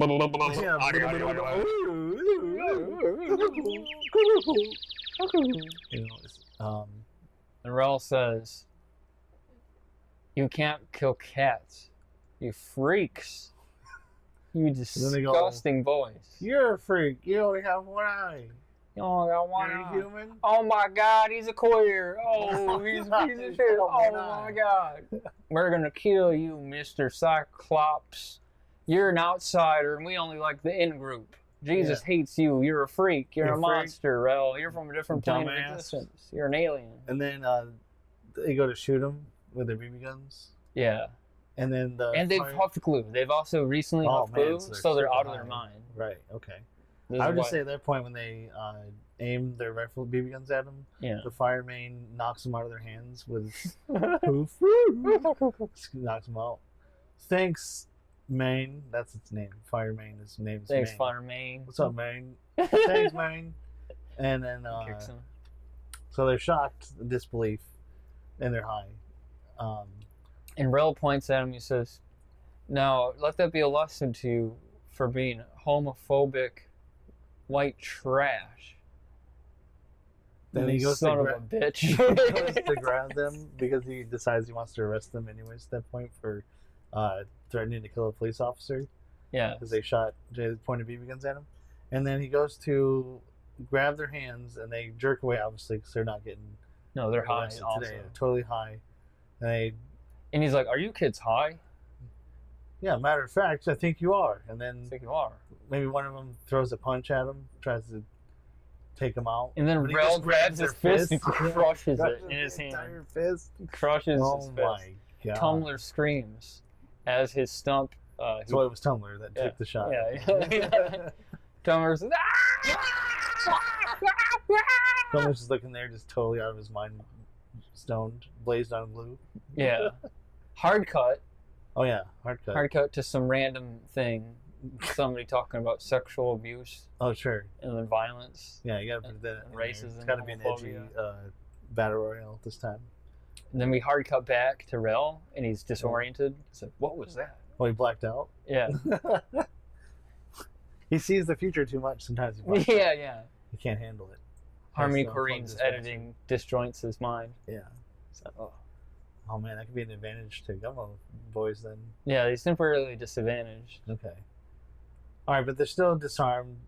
Tumblr has a broken, dismembered hand. He's got visible bones. Yeah, visible bones. His skin's gone. All right, so Johnny Gummo, what he Yeah. does is he's pretty swole from lifting All those spoons, dude. Yeah. He's ripped. So he punches Rel. Does his fist just bounce off him, or does Yeah, it bounces off. Rel's Okay. strong. He's It a hurts his Cyclops hand alien hitting him. from the future. Yeah, dude. Yeah, it doesn't do anything. He probably has some kind of armor too, but not even if he has armor. He's like tough skin. He's wearing a Cyclops flak skin. jacket. Okay. Yeah, Just a flak jacket. Yeah. Armor hurts his hand. Rel pulls out his revolver and blows away Johnny Gummo. Like a hand cannon, though. Yeah, like a Colt Python. The barrel's diameter is larger than Gummo's head. It's the Taurus It's like- Judge. Yeah, that's what- so yeah. it's got 410 shotgun shells. Oh loaded my in it. god, dude! He's He gone. fans it in Gummo. He fans it. Yeah, so the Taurus Judge can chamber small shotgun shells. Right. So, you know, when you fan a revolver, he's like, Oh yeah. with your other hand. So he does a double shot real quick. Yeah. How many does it hold? 6? Probably 6. So he shoots Wow. all 6 shells into into his- Johnny Gummo. I would imagine after maybe even the second, his head's totally gone. Yeah. Jeez. He's misted. He's pink misted. Wow. He just got Kennedy'd. Yeah. Oh, man. Wow, Got bro. assassinated. Yeah. He got Okay. him. So Rel So then, yeah, Rel has defeated Johnny Gummo. he's defeated him Yeah. as a police officer, as a space alien in a small Ohio, Tennessee town. Yeah, yeah. Is there any onlookers looking? Yeah, the whole town. The whole town is gathered. Oh no. Like So- like Dr. Seuss, they're gathered around the Hoo tree, but it's Or like Rel Freaks. just blew Remember that away movie? Gummo's Remember the movie face. Freaks? Google gobble, one of us, Google gobble. I don't think I've Google ever seen it. gobble, but one of us. That sounds familiar. Okay, it's pretty good. So it Okay. takes place in a carnival. Oh, and they love With it. carnies? They love the carnage. They don't care it's a kid that just got murdered. Yeah, yeah. So now they're. Keep going, kill the other one. We want. Oh, some wait, they like blood. it. They like it. Yeah, they cheer him on. Oh, but All then right. Rel realizes he's a good guy, and he's like, "I will not give This is in. not me. I'll not give in to your sickness, Harmony Korine." Harmony Korine's also there with the camera. Oh yeah, filming it. Yeah. He's like, "You're behind this, Harmony Korine. You caused me to kill that boy Oh man. with your editing." He grabs him. Yes, dude. Grabs him. Trumler's trying to hit him, just so weak though because his hands just He's losing bleeding out. blood Yeah, he's bleeding out. He's getting really Spraying everywhere. dizzy. Can't see really good. He walks over to a cat. Rel?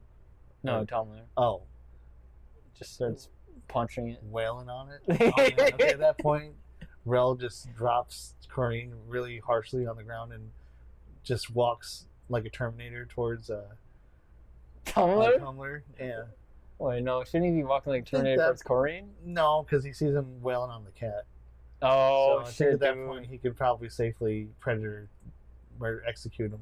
Right. He like just how the grabs the predator back of his species neck. can't hurt something He grabs unless the they're back of armed. his neck and then like hugs his chest from behind. Okay. And pulls from the back of his neck up, and his entire spine just comes out of his body.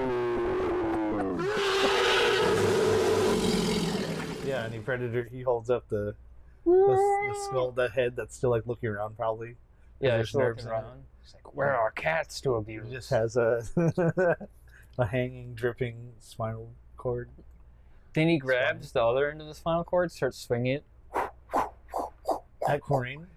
Yeah. He walks towards He's Corrine. walking back towards Corrine. Because this is all his doing. This is what you want.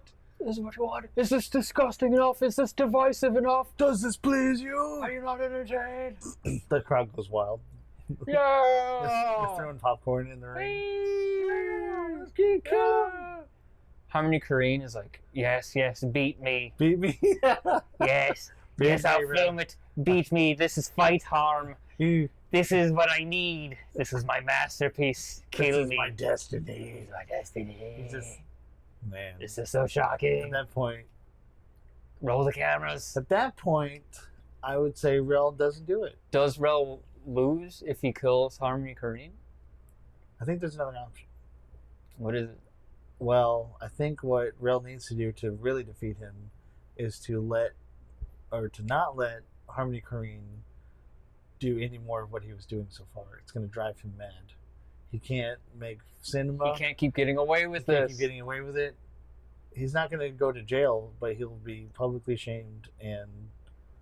Well, the worst thing that could happen to Harmony Korine is that his ego? reputation as a filmmaker, as a divisive filmmaker. Okay, so he's forced to sit and watch critics review his films for the rest of his life. He's forced. He's he- forced to re-edit his films so that they make sense and that they're not shocking. Okay, yeah, because Corine's not going to. He wants to be beat up. So basically, Yeah. Rel has full control whatever he wants to do with that. Rel bends down and kisses him on the forehead. Yeah, He's and like, then Corrine just loses "Oh, you it. sweet boy." I call you sweet boy. My My sweet boy. sweet little boy. My sweet little boy. We gotta teach you. Pats him on the head. Yeah. Gotta teach you some manners. No, it's not edgy. This isn't edgy. This is too normal. What are you doing? Gives him a hug. You don't love me. Here's a hug. I love you. love you so son. much. I love you like my own son. You are my son now. Like, please don't. No, don't do this. kill me. No. This is awesome. No. This is awesome. Yeah. So yeah. Does he die eventually? No. All right. So after Alright. he forces him to unrelease everything and then re-edit them, so all of his movies now, Okay. Gummo makes sense. Makes sense. Yeah, makes sense. It's a consistent plot. It's not Yeah. shocking for the sake of shocking. Right. It's set in Tennessee now. Gummo's set in Tennessee. As it should be. Yeah. There's friends to cats. Everybody's friends with cats. It's now a movie about finding stray cats and giving them a It's how nice the movie home. Cats was made. Yes, the how all movie that Cats is the result of Fixing it. Yeah. Yeah, okay. And then after that, Order to the Universe is in Cats, restored. the movie Cats was not received well. It was still a bomb, but it wasn't shocking. And Harmony Korine's name fades. Nobody remembers who he is. Right. And then Rel shoots him with a revolver. When he least expects it. Well, when he thinks everything is back to normal. everything is back to normal. Firemane kicks him, Oh man. tramples him to death. Kicks him. Okay. Yeah. Perfect. Maybe bites his arm off or something. Yeah, bites. Oh, yeah, he bites him. He bites his Bites- horse bite. bottom man. jaw off. Yeah. Oh, You know, dude. It's cool. yeah, dude, cool. All right, so I guess Rel is still the winner. Yeah, Rel wins by well murder. deserved. maybe Fire the next. Yeah, Fireman, Rel and a revolver, and did he have a sword? Or no, pistol? He has a revolver and a spear. And a spear. He's a throwing spear. Yeah. All right. Well, okay. Rel All right. wins. Good enough. I think, yeah. That's they're pretty dead. easy. Right? Gummo died. Yeah, Gummo's dead. Yeah. Rel didn't even want to mess with it. Yeah, dude. Yeah. Okay. Everybody won. I like it. Rel continues. Yeah, Rel's still reign champ. Okay. The side character from Kroll. Oh, yeah. Not even John Kroll. Yeah, John Kroll. With the glaive. Yeah. No. I'm okay with it. Right, Rel's still that man. Perfect. I'm that man. I'm the man. Am I that man? All right, man. Cool. And I know this episode's been going on for a minute. Yeah, we're at Have we surpassed? I want to say we're the at runtime two. Yeah. Okay. Yeah, almost double.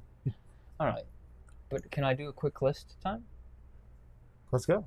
All right. So I made a list. Because we're moving through it. We got. I think we're going a better clip than usual. Me too. We had a lot of facts and quotes. Yes. We had to though. Because we that had was to go over. That was important. It was. So top 5 things called Gummo. Okay. So I looked up things named Gummo and found the best things named Gummo. Okay. Note, it's not this movie. The movie Gummo isn't on this list. Yeah. Okay, I'll note that. Right. So Gummo, number 5. The breakout song by 6ix9ine. So according to Genius.com, this Gummo, was after he was arrested and stuff. Well, I think this was, funny enough, 6ix9ine's breakout song. So Gummo was the track that introduced Takeshi 6ix9ine to the mainstream rap audience for the first time and changed his life. Yeah. The song's title is meant to draw a comparison between the way characters in the film of the same name spend their time wandering the Ohio, Tennessee wasteland. That means that Tekashi 6ix9ine has seen Gummo, probably. Presumably. Yeah. Unless he just looked at Urban Dictionary. True. Yeah, because I did. Yeah. Okay. The way 6ix9ine wanders the decrepit streets of Brooklyn. So I rank this Gummo pretty low because 6ix9ine did have some pretty bad allegations. And the song's instrumental was sent to 6ix9ine by Trippie Redd before their falling out over his 2015 charges of the use of a minor in a sexual performance. Right. So, anyway, so that was number 5. Okay. Read 4? Oh, yeah, read 4. So this is from UrbanDictionary.com. The top entry for Gummo as of this podcast, date-wise, is, quote, insult. It is an insult for redneck / ghetto folk / trashy lowlife. Name comes from the fact that very few of them have a full set of teeth, just gums. Oh, I wonder. Gummo, that term predates the movie. I don't remember. I'm not sure. I don't care. It could mean anything. I mean, there's no context to the movie. Yeah. Except, yeah, there's none. The movie isn't a movie. That movie Gum blows. No, more like Gum blows. Am I wrong? Gum blow.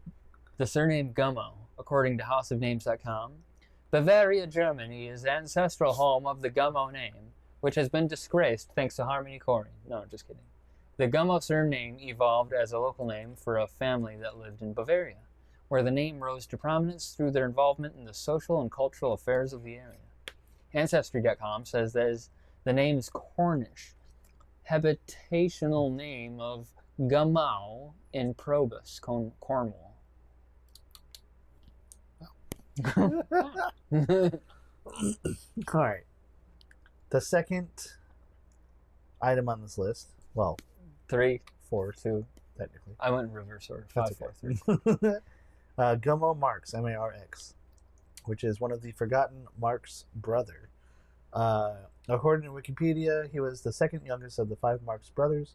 Born in Manhattan, he worked with his brothers on the vaudeville circuit, leaving the act when he was drafted into the Army, the U.S. Army in 1918 during World War I. Oh, interesting. And replaced by his brother Zeppo.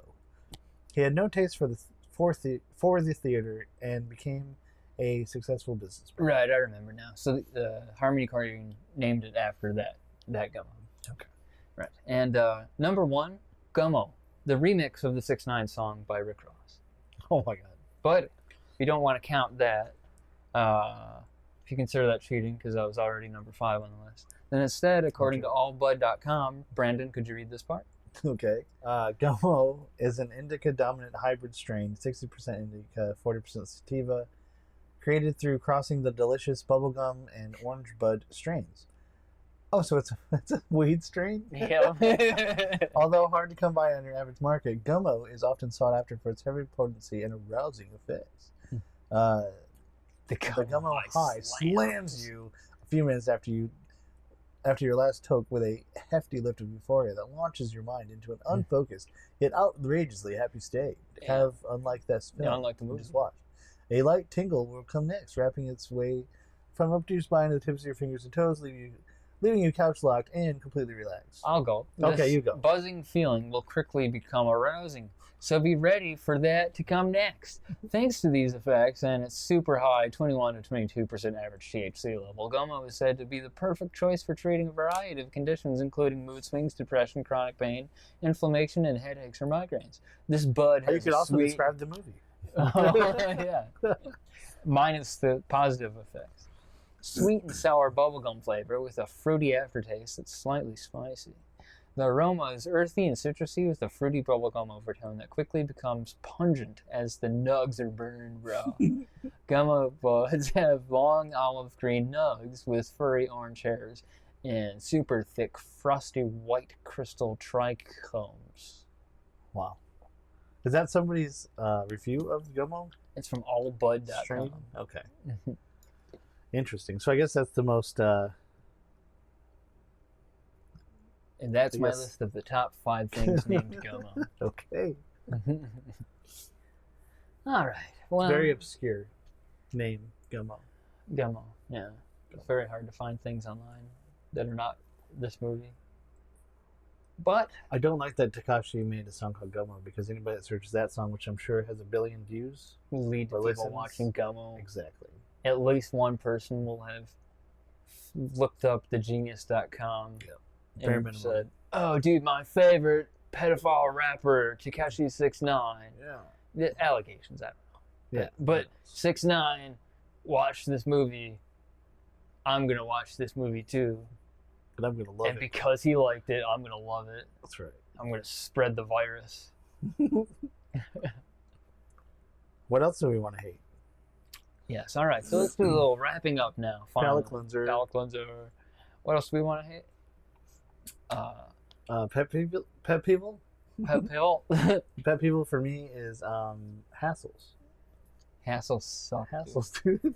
Getting my wife got really. I don't even want to say concerned, but she made a comment because when I was going through the grocery store with her recently, there was so many people, and I just want to get in and out. And normally I have a list, and we didn't really have a written list, and to me that helps. So we were going through, and I was going to get barbecue sauce, and she reminded me when we were leaving. But I noticed there was this really slow, very slow group of people with carts in front of it, and I kept walking up to it, and the closer I got, I'm like, I don't even want to bother. And then I walked past it, and she was like, "Wait, where you get the barbecue sauce?" And I was like, "No, it's people." Yeah, And I man, just kept people going. suck. I could have just waited, but The pet it was peeve. a hassle. Yeah, it's a pet peeve. Um, And sometimes I'll wait, but it's really wasn't anything I wanted, I needed, and people. People, man. Okay, that's it. I mean, there's more, but that's definitely Maybe I one hate have never Gummo said because it before. has people in it. Yeah, probably. They're a hassle. It's a hassle. Like you said, it was exhausting that I had to listen to them Yeah. for however long. Yeah, it was, yeah. What My about pet you? peeve is cars. Yeah. Why? All right, so funny story, audience. So driving down here to Brandon's, went on a kind of more rural, less developed road, and Brandon lives. In well, the I woods. won't point out exactly. where Live he in the lives. woods. Yeah, but he does live pretty much in a state foresty area, which is a nice scenic area. But there was this road that was underdeveloped, and my car a little bit hit a pothole, and then ran along some jagged pavement, Yeah. and then destroyed my tires and wheels. But he got here. But I got here, yeah. He got here. Yeah. Oh, I also hate it when people click on the writing utensils. Click, click. Oh, true. Click, Yeah. click. Just one click. On a positive note, though, we do have everything in place to get your car fixed. Yeah, hopefully. Which will be going tomorrow to pick up Yeah. the wheels and get it repaired. Yeah. But it was a thing. I think the future of transportation isn't hover cars. It's just trains. Yeah. Just more trains. More just put trains everywhere. Infrastructure. Yeah. And then there'd be less people who shouldn't be driving on the road. And then it'll free up less maintenance needed on the road. And just be better. Less my car getting the tires shredded. True. So it costs $1,300 to fix it. There's another one you have here. Oh, okay. When a child character is very clearly being voiced by an adult and they're not doing a great job at it. Yeah.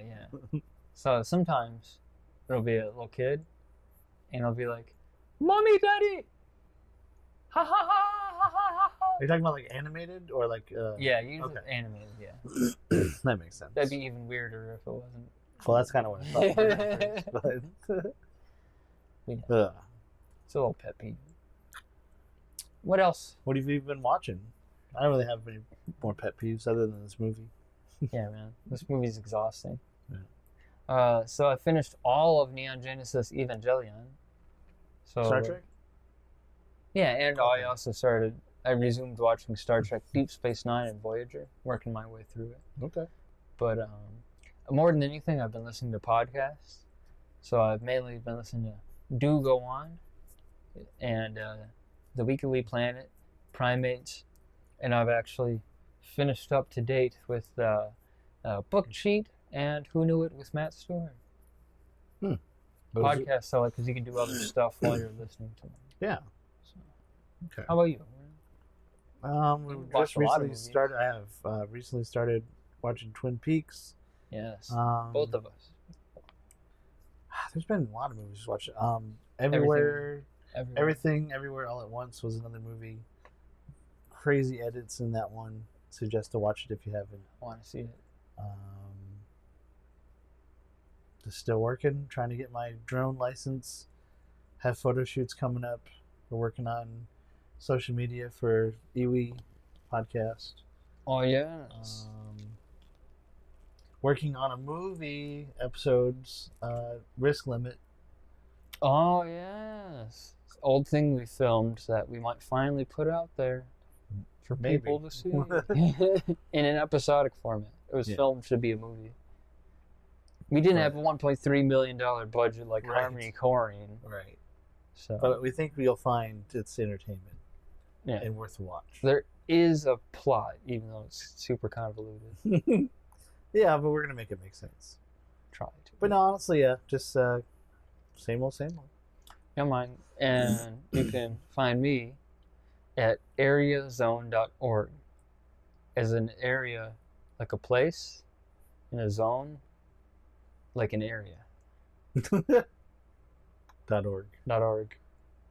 That's where you can find organization. me. Yeah. Or organism. You can also go to alexpomorsky.com and it'll redirect you to areazone.org. Perfect. Does it really? Yeah, it does. I alexpomorsky.com. I forgot I bought Alex Pomorsky. Did you really? Do you have social media? I do. Do you have like a central one that links to other stuff, or do you have like a bunch of stuff? I would say my Facebook's my main thing. I have... Is it Facebook / NodNarb7, my name backwards and then 7.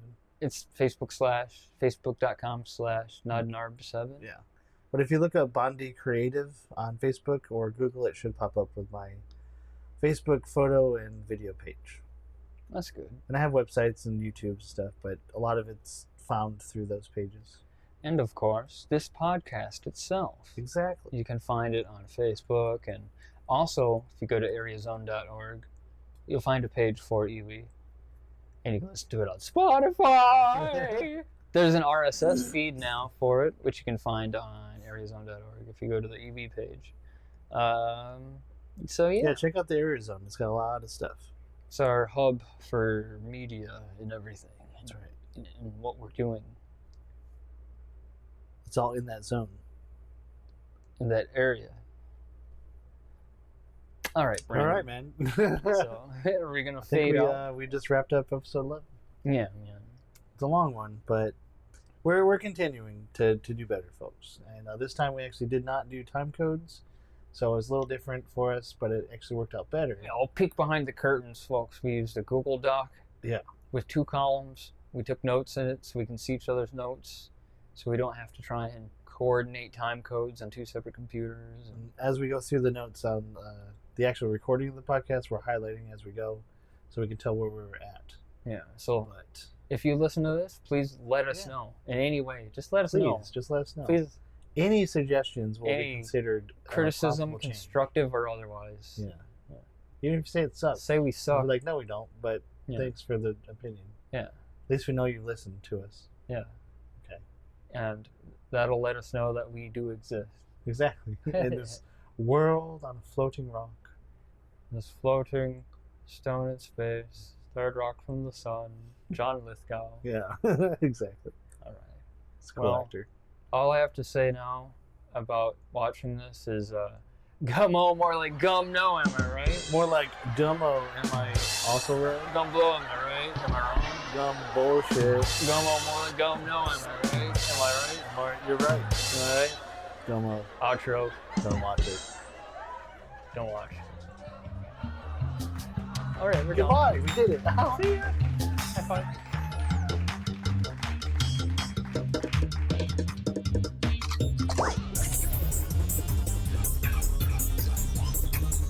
It's gutter trash, man.